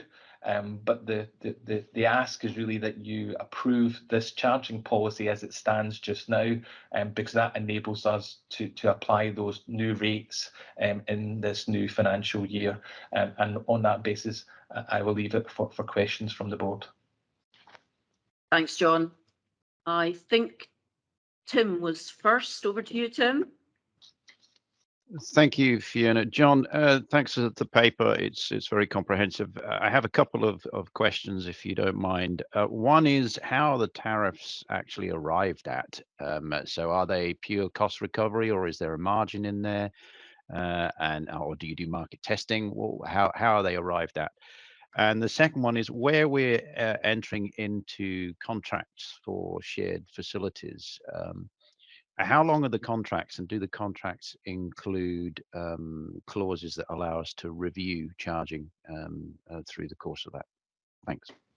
Yeah, so to answer it, it's purely cost recovery. We are not intent to make a profit on those activities. We are very much seen as being a public sector, and therefore we should try and recover all of our costs, but no more than that. In terms of the shared services, I do believe Ian can tell you more on it, and I think he said before that there are clauses within the agreements that means that we can revise those costs, but that would be done in partnership with the other organisations. So perhaps Ian can answer that second point. Yeah, if you're happy, come in. Yeah, there's clauses. The clauses are written in such a manner that there's a percentage clause of the cost. So if the cost of the operational element of the station goes up, then they pick up the appropriate percentage of that based on the square footage or the usage of the shared element within that. So there is elements to go forward with us to raise this for resource. The area we've discussed previously that we have a challenge is about the capital element, where we don't incur any, we don't receive any capital that they get from disposing of their assets by moving in and sharing with us. That's an area that's still up for further discussions, but there is clauses within the agreement. It's a sliding scale that if the cost of the gas and electricity goes up, they pick up their apportionment of that cost appropriately as well. Thank you. Thanks, Ian. That's very helpful. Can I just, as a final comment, and it is a comment, I would be looking very closely at what unit costs are for cost recovery, and making sure that if that is the principle you're working on, which is not a principle I would work on, but if that is the principle you're working on, that you certainly do make sure that you calculate that very, very thoroughly and accurately. What was agreed at the onset? Sorry, Chair. What was agreed at the onset of that, Tim, was it was deemed as being a public purse that we didn't want to apply commercial rates to the charging there. It was more suitable to apply an actual cost rate to that. But you're quite right in saying that there is opportunities that we can come back and revisit this. There's some of the percentages in what we've agreed previously have changed with regards to the operational environments, especially when we're seeing some of our partner blue light agencies moving into an RDS station where we're only frequenting it for 2 or 3 hours at night. So they're using it 7 days a week. So there's the dialogue about increasing the associated costs there, because the primary occupier is actually not us any longer, because they're using it during the day and much more functional. So there is dialogue going on with that as well. Thanks very much, Ian. Thanks, Tim. Thanks, Ian. Vary. Thanks, Chair. I just rubbed something mental into my eye. I'm not this emotional about the charging policy, but it won't come as any massive shock that I just wanted to ask about the community groups and charities, etc. I was picking up on Tim's point. When I look at the venue holding costs, if I'm honest with you, I would say they're verging on commercial rates for what I'm aware of and familiar with, and that's part of the issue when you apply a national position across the whole of Scotland. So I in truth, I think if your point is to look at only on cost recovery, you're above cost recovery in my experience for some of those figures, but put that to the side for some extent. The community groups and charities thing is just in terms of the applicability of this. If I was a member of staff on the ground trying to understand what it is that I'm actually going to be potentially advising a community group or charity in terms of what the cost would be to utilise part of the venue, because a lot of the small community rural places are used for meeting room space if there's a space in there that can do that. I don't necessarily think it's completely clear what the potential incremental costs would be And I guess all I'm saying is that I don't really want a response to that just now, John, but it's the assurance that there is something that will support a person on the ground's interpretation of this in terms of how that's applied consistently from Dumfries and Galloway to Wick to Kirkwall, etc., so that it is a consistent application of the charging policy. And then the other thing I would just say on top of that, which you're already aware of, is that a lot of the activities that would be happening within community groups, charities within the fire station will contribute in some way, shape or form to some of our other legislative responsibilities around corporate parenting, community plannings, etc. And I would argue then that that does not require us to charge them to be able to use that space. So by and large, it comes down to national policies being applied into the whole of the area and the discrepancies in terms of costings around that. How this is applied consistently, because I don't think that's there yet. And then as it is that element about it actually helping us achieve other legislative responsibilities. But none of that will stop me from approving this, so as it stands, John. No, good points, Barry. Unless you feel strongly, John, I don't think there's any need to come back on that. Can I just ask that we keep the chat bar for just flagging if we want to come in on a particular item? And there's some chat going on which I can't entirely read. So if anybody has any points to make, if they could make them verbally so that we can minute things accurately, that would be helpful. Brian? Apologies, Chair. I was one of those guilty. My question was about private MOTs. Not a big point, but just a point of interest. Ian has the answer on that. Funnily enough, I asked him the same question. Yeah, if I can come in, Chair, on that one. Yeah, what the private MOT is, we have an MOT testing station in Glasgow, workshops for doing their own MOTs, and it's one we're looking to roll out across the 4 arts to save money, because obviously we're putting, in other areas, we're putting MOTs out to private garages to do it. But once you put in your MOT bay, you need to open that up as part of that to the members of the public and offer it up, and that's the commercial rate that's then applied. Now, you'll see garages will do it for £29, £39, but we apply the recommended DVLA rate for an MOT with regards to the charging element in here. It's not a massive income generation for us going forward, where it's based in Cookadens at the moment, but hopefully once we relocate to the West Arc here in Cambuslang, we could possibly maybe market that a bit wider to generate some income. But again, it takes resources away from the vehicle maintenance as well. So there is swings and roundabouts with regards to it as well. So we do only have it in the Cookadens workshop at the moment. Yeah, I mean, my interest was not from the income generation point of view, because I think it's never going to be particularly lucrative. It's the distraction of resources that I'm concerned about. But I think what you're saying is that there is a legislative requirement that if you have an MOT testing centre, Joe Public can book an appointment and come along and have it done. I never knew that. That's quite surprising. What I would say, and I'm not putting any words, but yes, I was clear that we priced it on the DVLA recommendation of £51 per MOT. My MOTs don't go there. Okay, thank you all. Tim, do you wish to verbalise your comments in the chat bar for the minutes? Yes, I will, Chair, and apologies for putting them in there. Part of my reason for raising the commercial rates thing is that if you are intervening in the marketplace and undercutting commercial rates through the use of public monies, you would be seen as distorting the market. And as Brian points out, it's against state aid rules. So it's not just the missed opportunity. There are some very practical implications associated with that. Can I maybe come back on that, Fiona, if I can? Yeah. So I guess the point here is that we've got elements that are our statutory functions, and we're not able to charge for those services. But there are elements, for example, events that we attend as a fire and rescue service, that we are able to charge for those that support that we give. That's not something necessarily that the marketplace would be able to go out and actually bring in that service provision.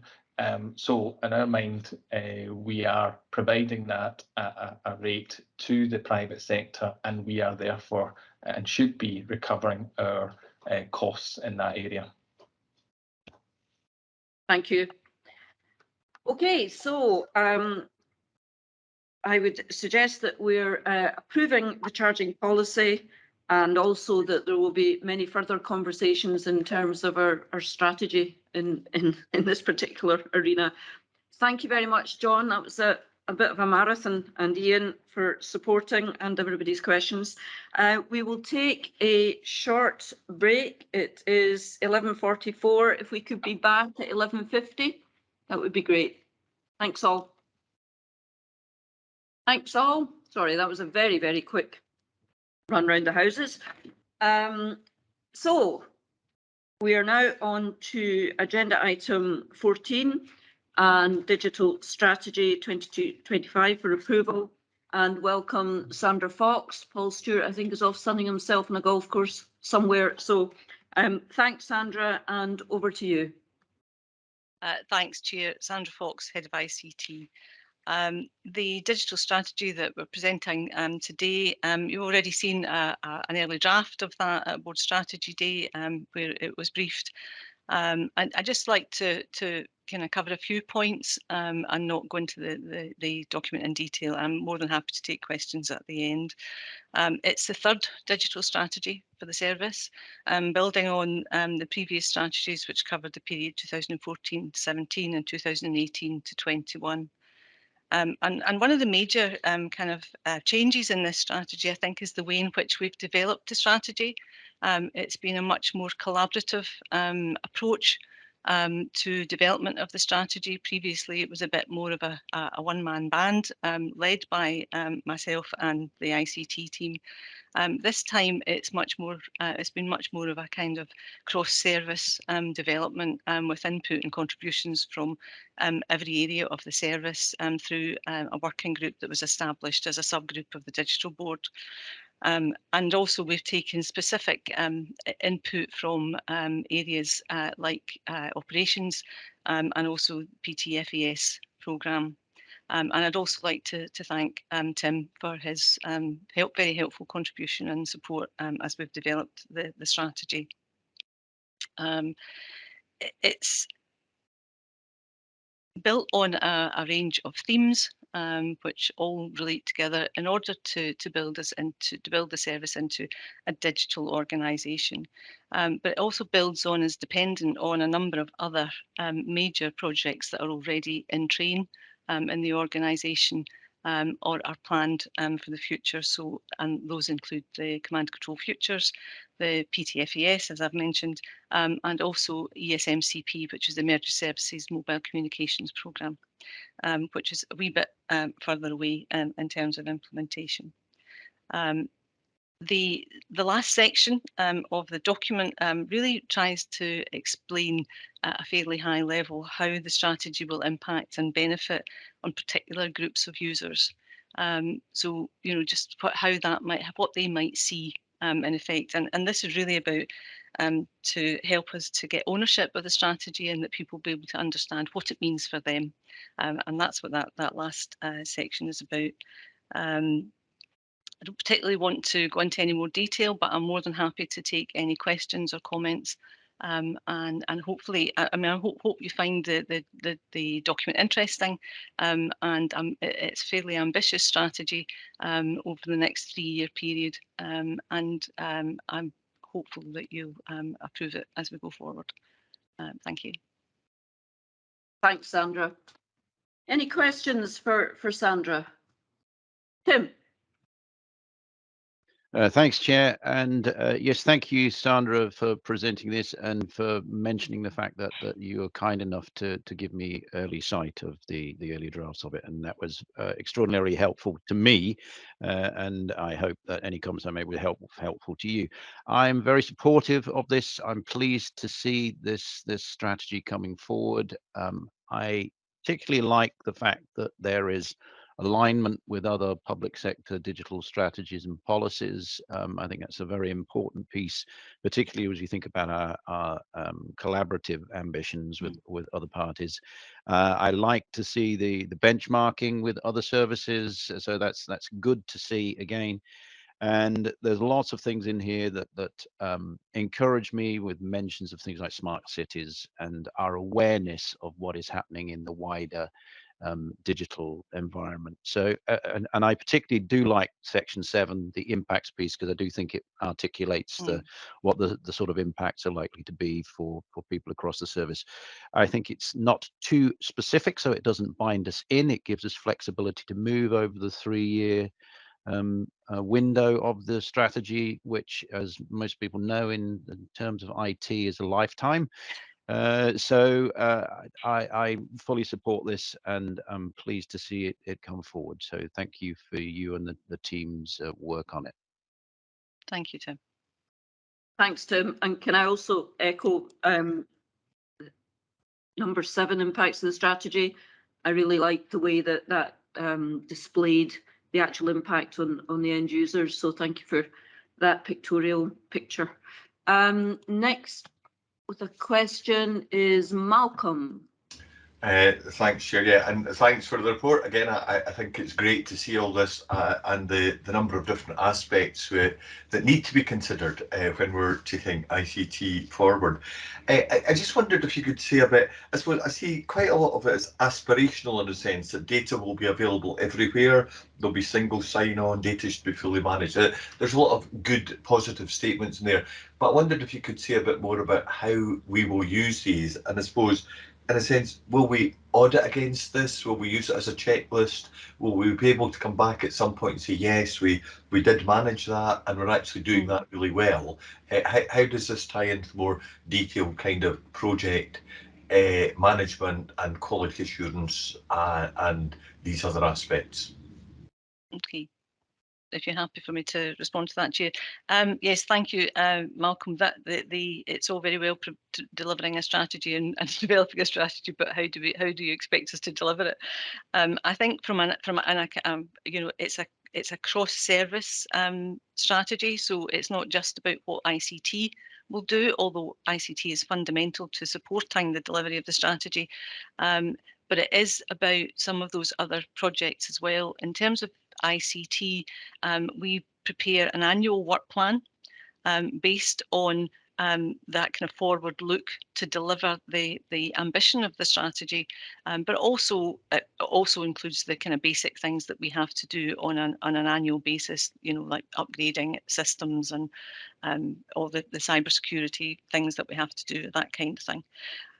So we prepare an annual work plan, which is presented to the digital board and reviewed by the digital board on a quarterly basis. And that generally, there are generally projects that are in there that contribute to all aspects of this work. But there are also areas, for instance, around the business intelligence strategy, which is fundamental to this delivery. So although ICT might deliver the data that is required, Richard and his team in data services will do the presentation piece and the analysis piece for the service to be able to use that data as effectively as possible. Just the point that you made, which is about the provision of data from anywhere. We've come on leaps and bounds in that, which has been one of the benefits of COVID. I think that, you know, we've proven that we can deliver our services to any location and in a secure basis and effectively to the organisation.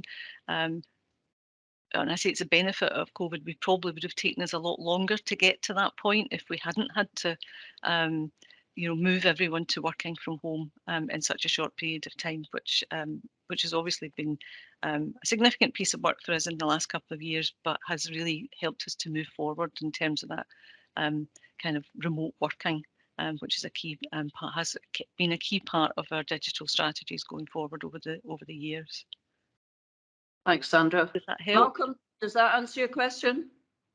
Largely, and thank you. And it's good to know that the work that's going on. I suppose the key point in there is, do we do some sort of audit, if you like? So we're seeing these things going on. Good to hear about the progress, about accessing data everywhere. Do we go back and look at this strategy a year or two down the road or whatever and go, yeah, that was one of our ambitions. This is what we've done. If you see what I mean, I'm just wondering where that comes back, whether it's to the board or to senior management, senior leadership, or whatever else. We would normally take a review, probably an annual review, to the digital board and then SLT, because it's not a single project, if you like. The strategy is made up of lots of different projects. It's not. It doesn't come as a piece to, for instance, Change Committee. But certainly that wouldn't be a problem for us to arrange to do that in the future. Okay, thanks. I mean, that's helpful. That was kind of what I was getting at. I'll see if others go up. Thank you. Thanks, Malcolm. Thanks, Sandra. Angelina? Thank you. Angelina Foster, board member.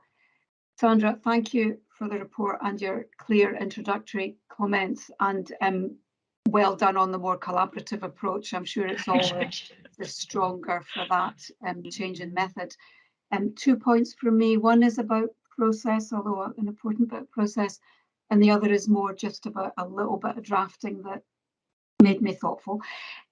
So the process point, first of all, I was a bit surprised to see that this has not been deemed to require an equalities impact assessment.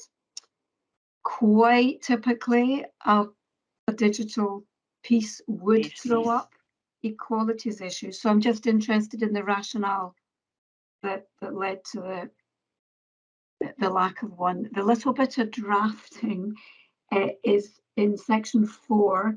It's page 5 of the strategy and page 167 of our meeting pack. Bear with me whilst I just find it. Yes, so great that this strategy is described as, is the bit that caught my eye, Sandra, is this week we offer in the 3rd and 4th paragraphs a wee mini comparison of the UK government's digital strategy and the Scottish Government's one, which is always an interesting and brave thing to do. But the thing that really made me thoughtful is the comment with respect to the Scottish Government strategy, where it says, blah, blah, blah. The expectation that organisations like ours will reinvent ourselves to make us more personal, accountable, adaptable, efficient, secure, sustainable, and worthy of public trust. We will transform ourselves into a truly I have no doubt that's an accurate pull from the SG strategy document, but I think my point is this.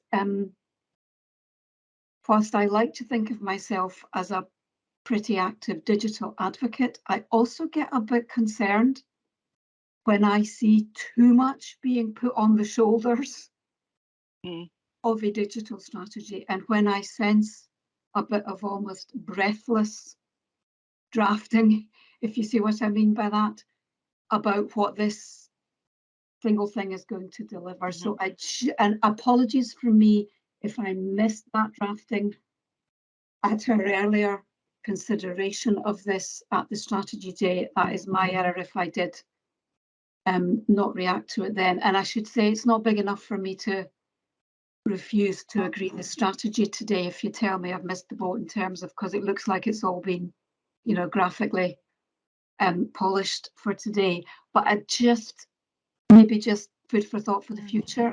Are we really sure we want to sound like we're heaping quite so much there? And by implication, maybe taking away from what we know are very active other lines in the organisation that actually arguably will contribute more in some of those specified areas, if you see what I'm trying to say. Yeah, no, I completely get your point. And Angelina, Sandra, would you like to respond to Angelina? And then Steve, is this on the same point? No, a different point. Right, a different point. Okay, Sandra, over to you.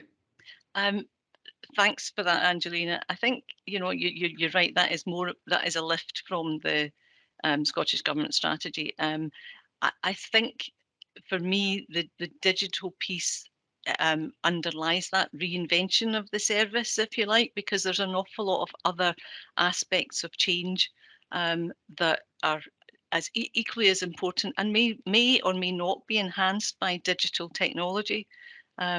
So I'm not. I don't think that that text is suggesting that that's all that we're going to do and it's all down to digital strategy.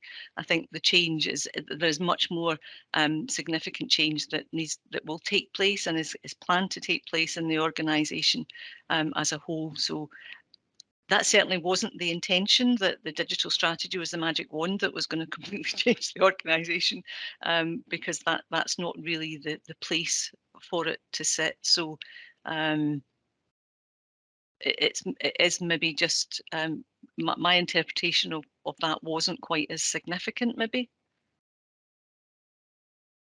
Angelina, are you comfortable? As I say, I can live with it. If I'm honest, the bit that gave me most pause for thought was the and more worthy of trust. I have yet to see a kind of institutional shift in public confidence that is rooted in a digital piece. But that's, that's a debate that arguably is for another place. That's maybe a challenge for me, Angelina. I can see a very wildly waving Leslie. On the same point, Leslie? I was just going to suggest, if it's I share Angelina's view of that section. If it's a direct lift, why not just put it in quotes and add the reference, and then that makes it clear that it's Scottish Government digital strategy. It's not something that we're claiming. Would that help? Yeah, that seems like a sound suggestion. Equalities impact assessment. Angelina mentioned that as well, Sandra. Yes, unfortunately, that's just I've forgotten to be honest, because the timescale for doing the strategy was so tight. So we will now embark on that and have that done as quickly as we possibly can. So apologies for that. Okay, thank you. Steve. Thanks, Chair. I suppose my comments are pitched in the same way as Angelina's are, in that, I can see that a lot of work's gone into this, and it presents well, and I'm not looking to see significant changes, but I just didn't want to let it pass without saying that it poses some questions in my mind that haven't been answered in the paper, and maybe this is something to reflect on for future work. I'm not sure that it is clear about what our digital priorities are and how they support our strategic priorities. Secondly, some of the work that we're doing, particularly in terms of the CRIM, is about the use and insights that we get from data and how we will action those insights. And that's going to be huge for us and potentially for the public sector in Scotland. So it's posing questions in my head about our use of data and the action that we will take as a result of what we learn.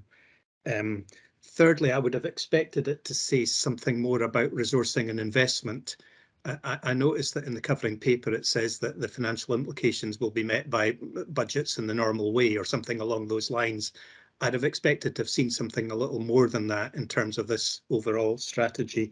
And finally, digital collaboration is mentioned in here, and clearly that's the future, because working with partners, being able to access each other's systems, being able to draw information and share information and use information in collaboration will be really important as we look to improve our service and the compliance with Christie, or adherence to the recommendations of Christie. So it poses questions in my head about, okay, we say we like to do good stuff in terms of digital collaboration. I was thinking, but what are we going to do? What is it? I'm not seeing the detail to back up those questions. So, as I say, I'm not challenging the acceptance of the paper, but I am saying that those questions exist in my head as unanswered. Mm. Sandra, do you want to come back in on that? Yeah, if I could just pick up on that last point, Steve, around collaboration. I think this is an area that has we want to do that. We know what, from an ICT point of view, we have an idea of how we would like to do that from a technology point of view.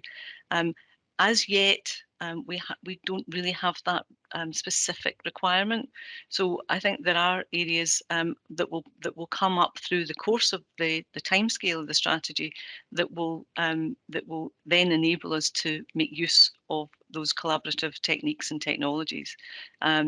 The obvious one around collaboration is probably the Safe and Well programme, and that's at kind of early stages of sharing information.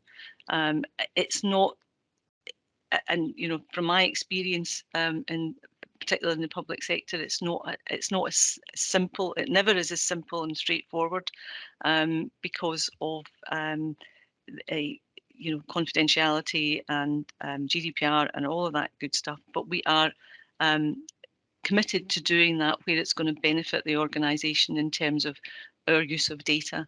I think we've made significant progress in terms of the use of data over the last couple of years, working very closely with Richard Whitten's team in data services. And our job, if you like, in ICT is to produce that raw data in a form that enables data services to do that significant pieces of analysis and presentation, in order for the organisation to use it for decision making. And similarly with the CRIM, which is our part of that from an ICT point of view, and I'm talking from an ICT point of view here, is about helping to prepare the data and provide the data to that model, and both internal and external data sets included in that. Thanks, Sandra. I'm sorry, Chair. Yeah, on Steve. I'm hearing some words there that suggest that the role of ICT is to do this so that others can do that. And I'd like to hear more about the integration of that work rather than the separation of it. Can I suggest that for the purposes of signing off the strategy, I think Sandra's walked us through what we've got in front of us. I absolutely believe, and this is relevant to the last few months as well, that there will be many more conversations in terms of ICT, how it fits with the strategy as an enabler, the digital agenda, etc. So, Steve, if you're happy to leave those questions sticking to the wall, as it were, and yeah, thank you. Leslie, you wanted to come back in on the equality impact assessment very briefly. Yes, and maybe Richard might help us here. I am not sure that we should be considering approving a strategy where there should be an EQIA and it's not been done. And I notice also that we haven't done a data protection impact assessment either. And to have an ICT strategy with neither of those done, I would feel extremely uncomfortable in approving it, but I would also appreciate Richard's input on actually whether in governance terms we should approve it. Thank you. Thanks, Leslie. Richard? Yeah, we should do those things. The obvious impact of either of those assessments is it may or may not bring about potential changes to the final draft. So our preference would be to do that, and then pending those assessments, recirculate, I would advise, should there be any changes. Or depending on whether there are a large amount of changes, bring the whole thing back again. I would suggest that if there's minor changes that we can recirculate, and if they're material, we need to bring it back. Chair, can I just come back in that? I think that the purpose behind all papers be going through that kind of filter, has an EQI been done, a DPIA been done, so on, is to allow those considerations to be brought to us at the same time as we consider the strategy in its entirety. And I feel very, very uncomfortable in approving subject to those being done after the event, because I think that that is could potentially be seen as undermining the attention consideration that we're giving to those two important aspects. Leslie, I'm not, no, I hear what you're saying. I'm not suggesting that we approve subject to. What I'm suggesting is that if there are wrong way around, but material changes, the whole thing comes back. If they are minor, then we can circulate and have email approval, was what I was suggesting. Richard, does that work, or is that too ambiguous in terms of making a decision around what's material and what's not? I think you have to go into an assessment with an open hand. You have to assume that there may be changes or impacts from the assessments. Okay. In which case they may need further discussion. Okay, then let's progress on the basis that the EQIA and the data protection pieces will be done and it will come back. Leslie, are you comfortable with that? Everybody else comfortable with that? Yeah. Okay. Any other questions for Sandra before we move on? No, good. Thank you very much, Sandra. Thank you.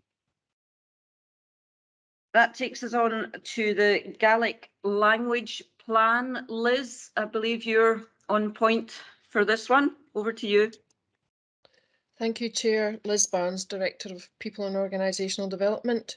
Like others have done today, I'm not intending to go into the full detail of the plan, but happy to take the relevant questions as they come up. So just in summary, you'll all be aware that it is a legal requirement for us to have a Gaelic language plan, and this for the service is the second plan.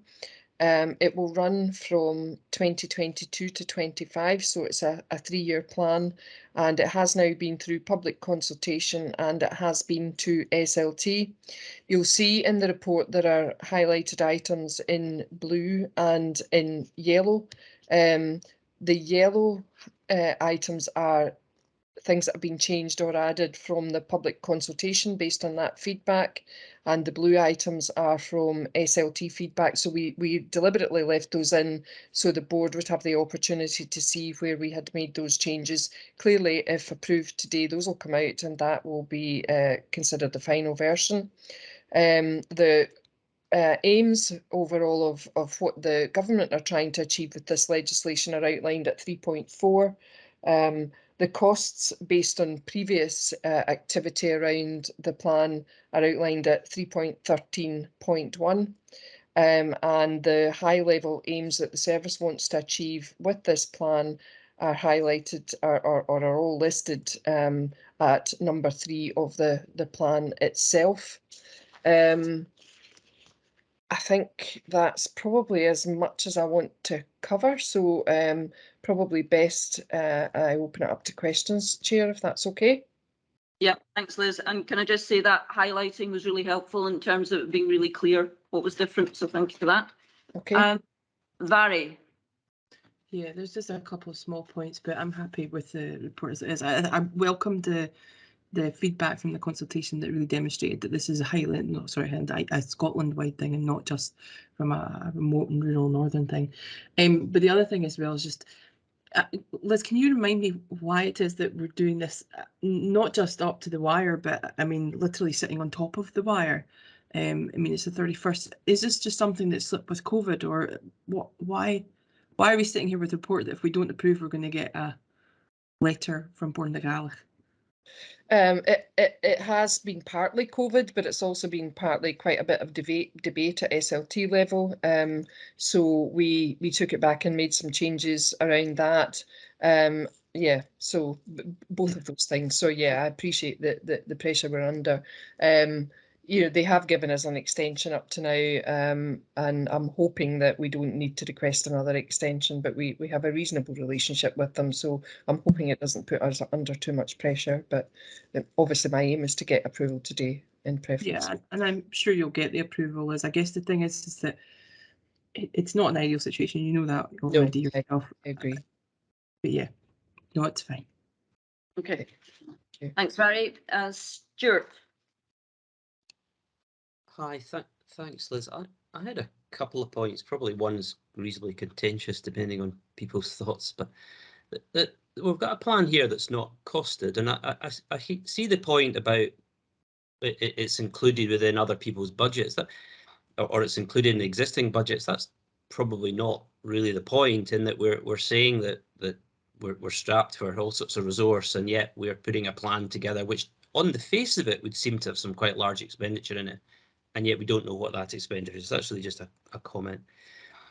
I think also, and again, this is a personal view. To me, some of that expenditure is not good use of public funds, and I against the backdrop of us having a legal responsibility to spend public funds properly, where does that sit with the legal obligation to respond to pronouncements made by the Gaelic board? Yes. So in terms of costings, I appreciate where you're coming from with that comment. What I would say is the costings that are outlined at 3.13.1 are based on what we've already spent. So I think what I need to emphasise is the need for us to conduct these translation services relatively limited. So it sounds as if it's going to be a big issue because we have to offer it up. We also offer it in other languages where required as well. So the reality of that isn't significant, in that there are very few occasions where we have to do things in another language because the majority of the people there are in a situation where English isn't their first language. So that doesn't really answer your point. We're not going to rush out and do lots of things around this. So where we're talking about signage and matters of that nature, we're going to consider that when we change the signage. We're not going to go out and across the board change the signage. We will, as part of the consideration in the plan, look at areas of priority. So perhaps the museum, areas like that where lots of the public are coming in from different parts of the country, that would show good progress, and it would also be a measured response to showing progress. I think your second point, it really is a matter of opinion, and I think that Mary asked the question at the beginning why it's taken so long. Public opinion is extremely divided on this matter. However, the service is under a reasonable amount of pressure from Scottish Government and therefore the board to show that we are not just maintaining status quo and that we're actually making headway and contributing to increasing the use of Gaelic across Scotland.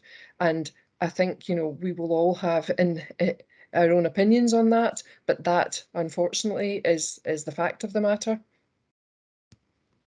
Thanks, Liz. Stuart, do you want to come back in? Are you accepting of that response?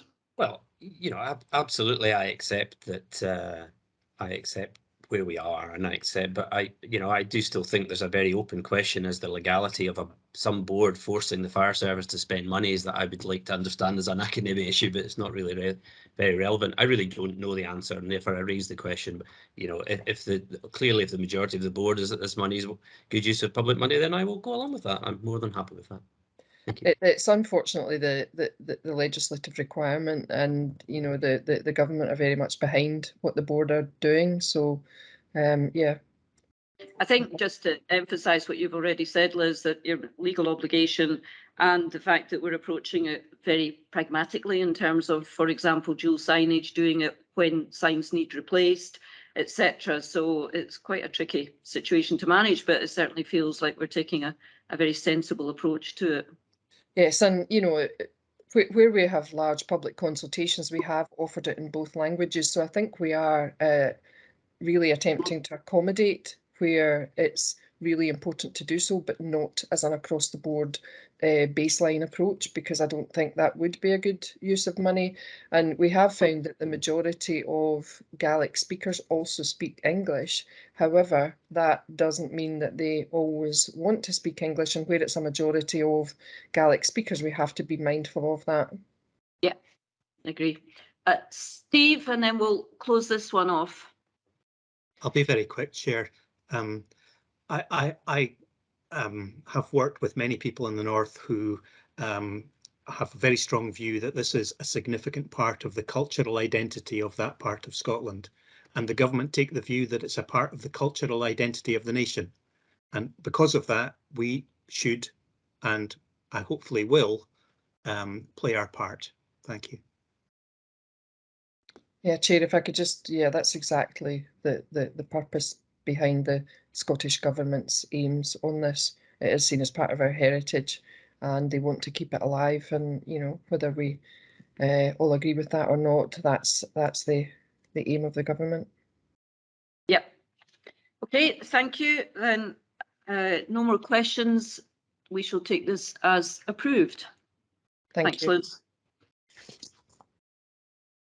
Next item on the agenda, because we've missed him, is John for resource budget monitoring. Yes, Chair, thanks very much. And it was a brief pause, I fear, in terms of my involvement. So this is the resource budget monitoring for the 11 months to the end of this financial year, so sorry, to the end of February, effectively. And what I wanted to highlight to the board for noting is that we have an underspend to date of £4.39 million, with a forecast of an underspend of just under £1 million, so 0.4% of the budget by the end of the year. The underspend, I suppose the obvious question is, if we're starting with a position of a £4.39 million underspend to date, how are we going to get to a final position where we're just underspent by just under £1 million? A lot of that underspend relates to asset management initiatives that are planned, or they were planned to be delivered, but they have slipped a little bit. And we have made renewed efforts over the last few months to make sure that we do spend out on those activities. And Ian and his team are very confident that we will get those initiatives delivered. And in fact, the kind of progress since then suggests that we will get those initiatives completed before the end of the financial year. Happy for Ian to come in and support that, but that's the intent, and certainly that was the direction of progress that we were seeing through the March period. As highlighted previously, we exclude in the forecast the COP26, ESMCP and Test and Protect, and the spend in relation to those projects was 1.842 million, but we've covered those positions in terms of the external funding from the Home Office and other places, so it's not a risk in terms of the final financial forecast. There was no budget variance in the month, and the main risks to our overall financial position is that we end up with an underspend. That being the case, what we have done is accelerated spend in particular areas where we know that we've had an underspend. So we've accelerated spend around smoke detectors and around hydrant repairs, property repairs, and some of the mobilisation costs that were associated with the hard facilities management, just to reduce our overall underspend. In addition, we've had discussions with Scottish Government around our overall budget position, and that we were likely to be in an underspend position in terms of resource, and that has been quite fruitful, because Scottish Government have allowed us to overspend on the capital side, initially to offset against this resource budget underspend, but actually literally within the last week, we have approached them again, and they have said that we can actually overspend on capital without necessarily offsetting on the resource budget position. So some real good dialogue with Scottish Government, highlighting our position, and actually getting something that hopefully means that overall we are in a better financial position and have managed the finances effectively. In terms of the overall resource position, in terms of the forecast, just highlight the main area, which is the employee costs. The forecast there is for an underspend of £0.4 million. Within that, as you will probably understand in the past, there was significant overspends on the whole time costs driven by overtime, and there was a slight overspend on control costs. We have, however, seen underspends on the support costs, and we've also seen significant underspend on the RVDS, and that's given us that overall underspend position. Not proposing to go through the other main variances to forecast, but happy to take questions from the board on what I've said, and hopefully it's a positive position. Thanks, John, and that's really good news in terms of the Scottish Government. Just a note there from Stuart. Thanks, Stuart. Hope all goes well. Stuart Stevens is just leaving the meeting. Leslie. Thanks, John, and I second Fiona's comments about the support from the sponsorship team on the capital budget. That's excellent, and I know that the capital budget team are extremely good at getting money out the door because we're not allowed to hang on to it. Question is in relation to overtime. So it's page 230 of the pack, and we're talking about a 2.2 million overspend on overtime. Can you just remind me how much more expensive it is to crew an engine on overtime compared to normal? Is it time and a half? Is it double time? And I understand you've set out very clearly why it has increased, and I know that we have to accept that. I get that entirely. But my question is, when are we expecting to be able to bring overtime down to the minimum level we can, or as low as we can? Is it when the target operating model for the whole-time firefighters is fully achieved? When do you expect that to happen? Is there anything else that you're considering that could accelerate us getting to a position when we really are minimising overtime as much as we can? Thank you. Thanks, Leslie, for the question. So the answer in terms of overtime is typically overtime is time and a half.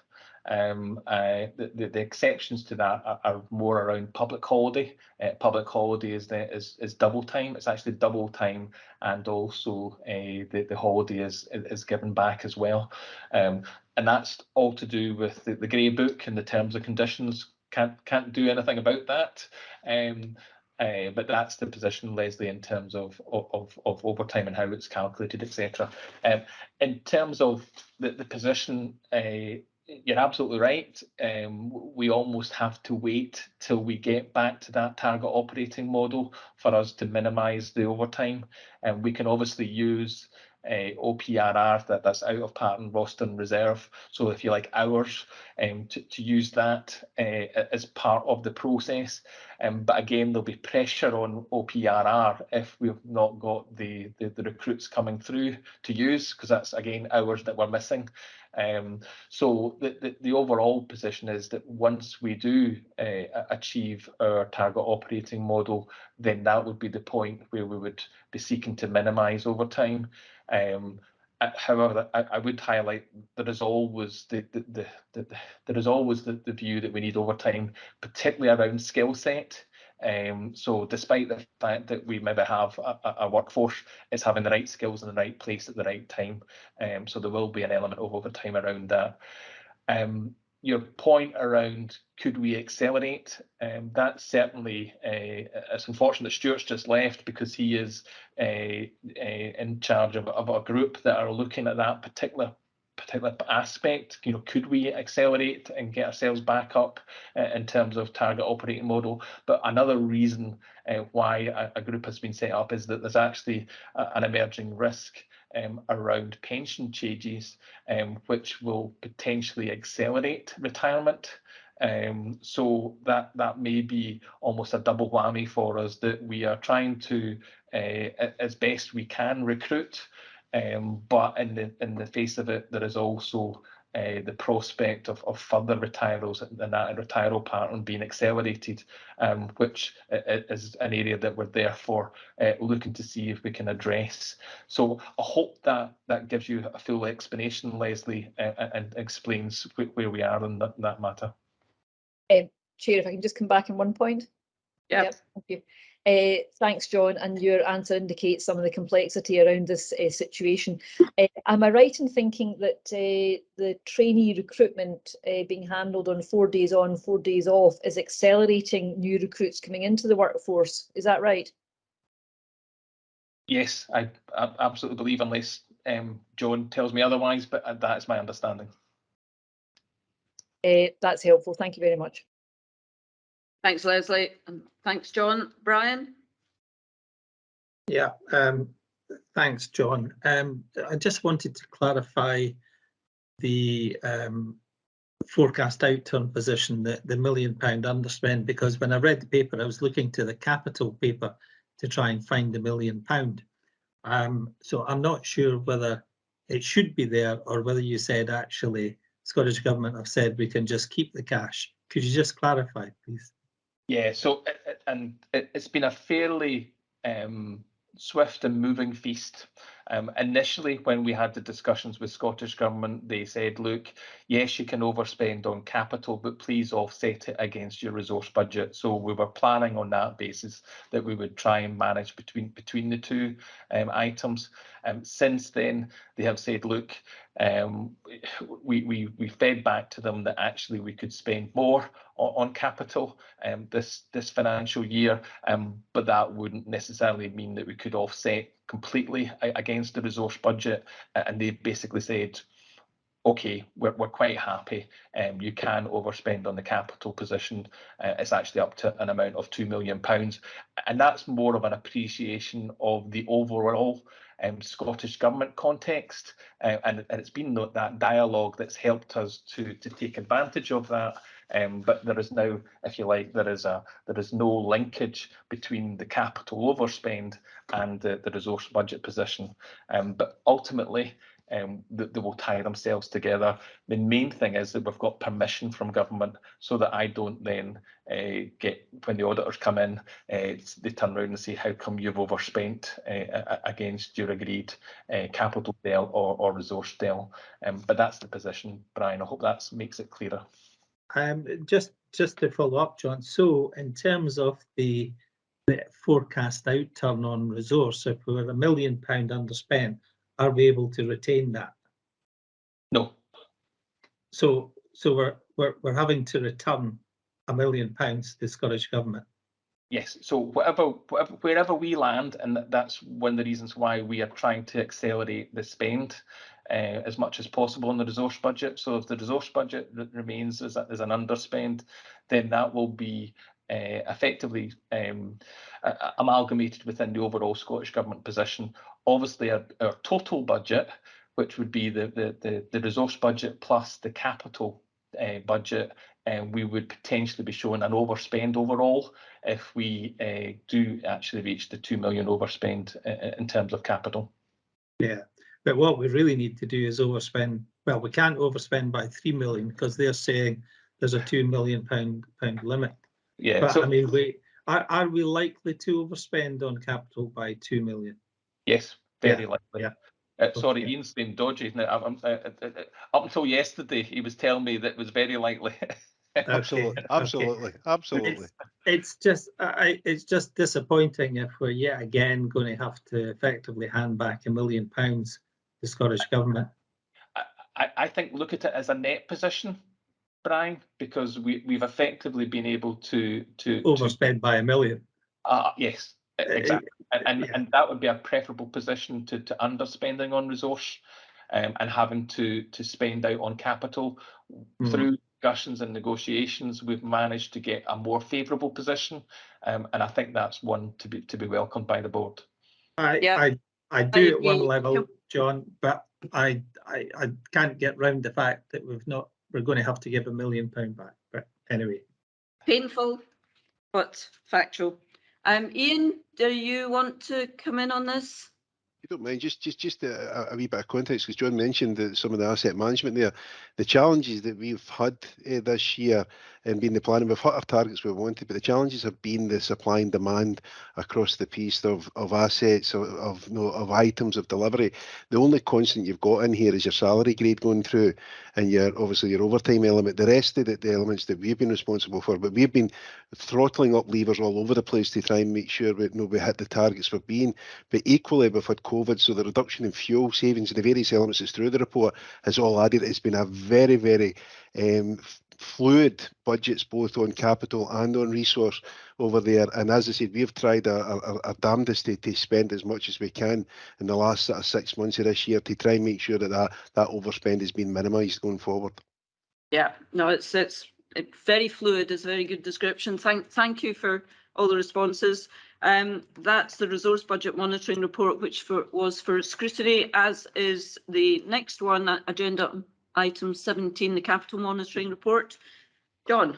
Yes, Chair, thank you. So the capital monitoring on that basis is for the same period to the end of February. A number of areas to pick up on: the funding, environments and progress, and the kind of risk side of it. So in terms of funding, we did actually receive some additional money in terms of sale of vehicles, not significant, £38,000.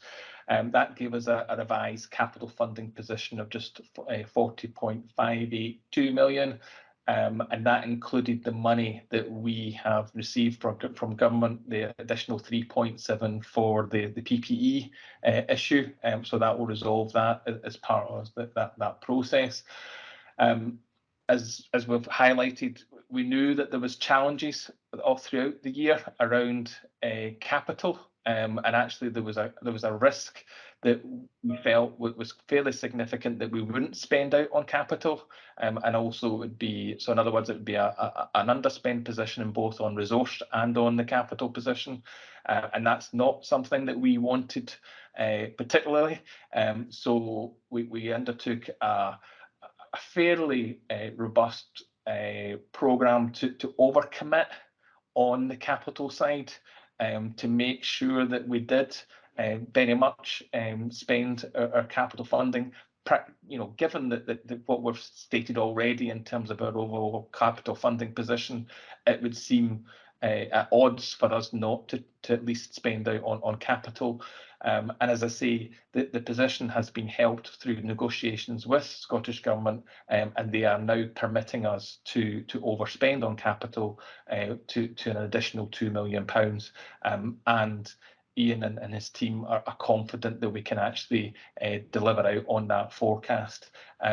So that's the overall position. In terms of environments, there was a small budget environment for the sale of some vehicles, and we reinvested that back into the fleet line.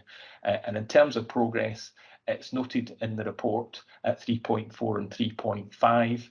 I would suggest if there's any bits of detail that you want to pick up on in terms of progress, then Ian is on hand to help on that matter. But our overall position is that we are now forecasting to be spending out on about 42.417 million, in comparison to the 40.582 that we've got from the budget position, which, as I say, I think is a healthy position to be in, and is reflective of the discussions that we've had with government. And I'll open up for questions. Thanks, John. Any further questions for John? Nope. Noted. And John, thank you very much. Bit of a marathon all in for you. Very thorough, as ever, much appreciated. Thank you. Thank you, Chair. That takes us on then to agenda item 18. Mark is going to take us through the combined corporate risk and performance report Q3. This is for scrutiny. Thank you very much, Fiona. So it's Mark McAteer, Director of Strategic Planning, Performance and Communications. I'll be trying to be as quick as I can. Can I maybe begin, Chair, by offering an apology to the board and to John Dickey and his team? There's an error in the data contained within the report in front of you. It's on page 279 of the pack, and it relates to the accidents and injuries data. The figure quoted is correct, 110, but unfortunately there's a miscalculation against the 3-year average. We used the wrong 3-year average when calculating the trend figure, so that's why it's sitting at red on the document. It should actually be sitting at green. What we've seen against the 3-year average is actually an 11% improvement in our accident and injuries rate, rather than as it's showing on the document it's red. So I will get that report corrected, and we'll make sure that a publication goes out with the correct figure on it. So again, apologies to the board and to John and his team for that error. So having said that, just a couple of other things from the report and some background information I can maybe highlight before opening up to questions. In terms of the risks in the report, you can again see we're sitting with 4 on very high, 5 on high. But as this afternoon we've got a discussion about the risk register and our approach to managing risk, we might pick up some of the details against that in that session. In terms of the annual operating plan elements within the report, 20 of our actions are sitting on green and will conclude on time. 6 are on amber, but the indications from colleagues are that we will still bring those actions in on against the timescale, so we remain confident. And 1 issue remains on red that you're aware of, which is the management information system relating to health and safety. And again, John might pick up some questions if there are any on that. In terms of the performance information contained within the report, the only one that I would again draw attention to relates to the RVDS availability figure on page 275. We're showing the average availability across RVDS in the year to date at 74%. That's down against the 3-year rolling average, and that's how we calculate the targets for these things. So the way we do that is we take the 3-year rolling average figure for availability, that is 81%. We set our improvement target, which is 3% against that figure. So our improvement target is 84% for the year. That's what we aspire to achieve in terms of availability. Clearly, we're sitting on 74% at the moment, hence the reason why we're showing red against that. Again, I know board members are aware of the work through Stuart's group, looking at the RVDS programme work to drive improvements across the RVDS service as a whole, but unfortunately Stuart's left the meeting, so if there's any further questions around that, I'm sure we can come back and give board members some details on that work and how we intend to improve availability as part of the programme activities. But as part of some wider background, I'd like to maybe just draw attention to some other information for you that maybe helps contextualise some of the data in the report itself. I know board members have got a big concern or a big focus on home fire safety visits. Again, when I look at the figures to date, just to give you a little bit of background, what we've seen is a 90% improvement against last year's figures, but with that being the pandemic year, clearly we would expect to see the bounce back of that order. But compared to our pre-pandemic levels, for the year to date, we're around 65% against our pre-pandemic figures. So there's still work ongoing to improve our home fire safety visits for the year. There's also work that we're doing with partners, and we're also maintaining our social media and other campaigns to again get that message out there around safety, so we can start to see some improvements in our safety figures again.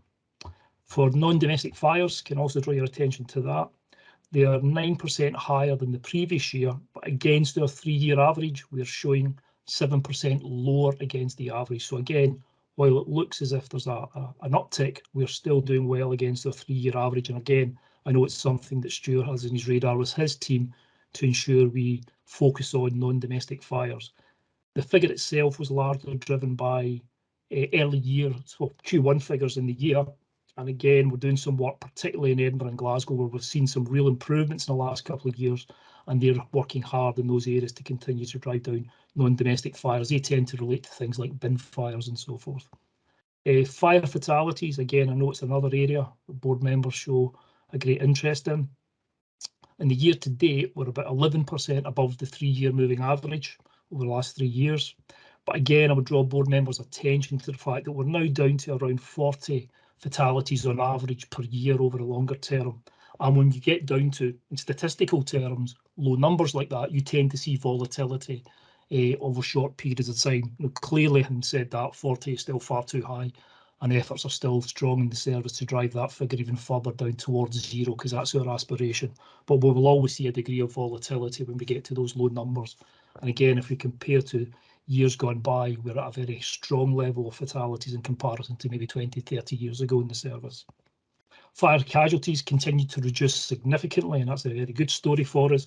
There's about a 10% reduction against the 3-year moving average, so there's a very strong change in terms of casualties. So again, credit to Stuart and his team for the work that's been going on in that regard. UFAS figures, again, something else you've shown some interest in. Year to date, we're marginally lower than the pre-pandemic. As we come out of the pandemic, we expected to see an uptick clearly in UFAS. We have not yet seen that, but perhaps now as we move back into kind of more normal patterns of social and work life over the next few months, we'll see some change in that figure. But as I say, year to date, we're just slightly below where we were pre-pandemic.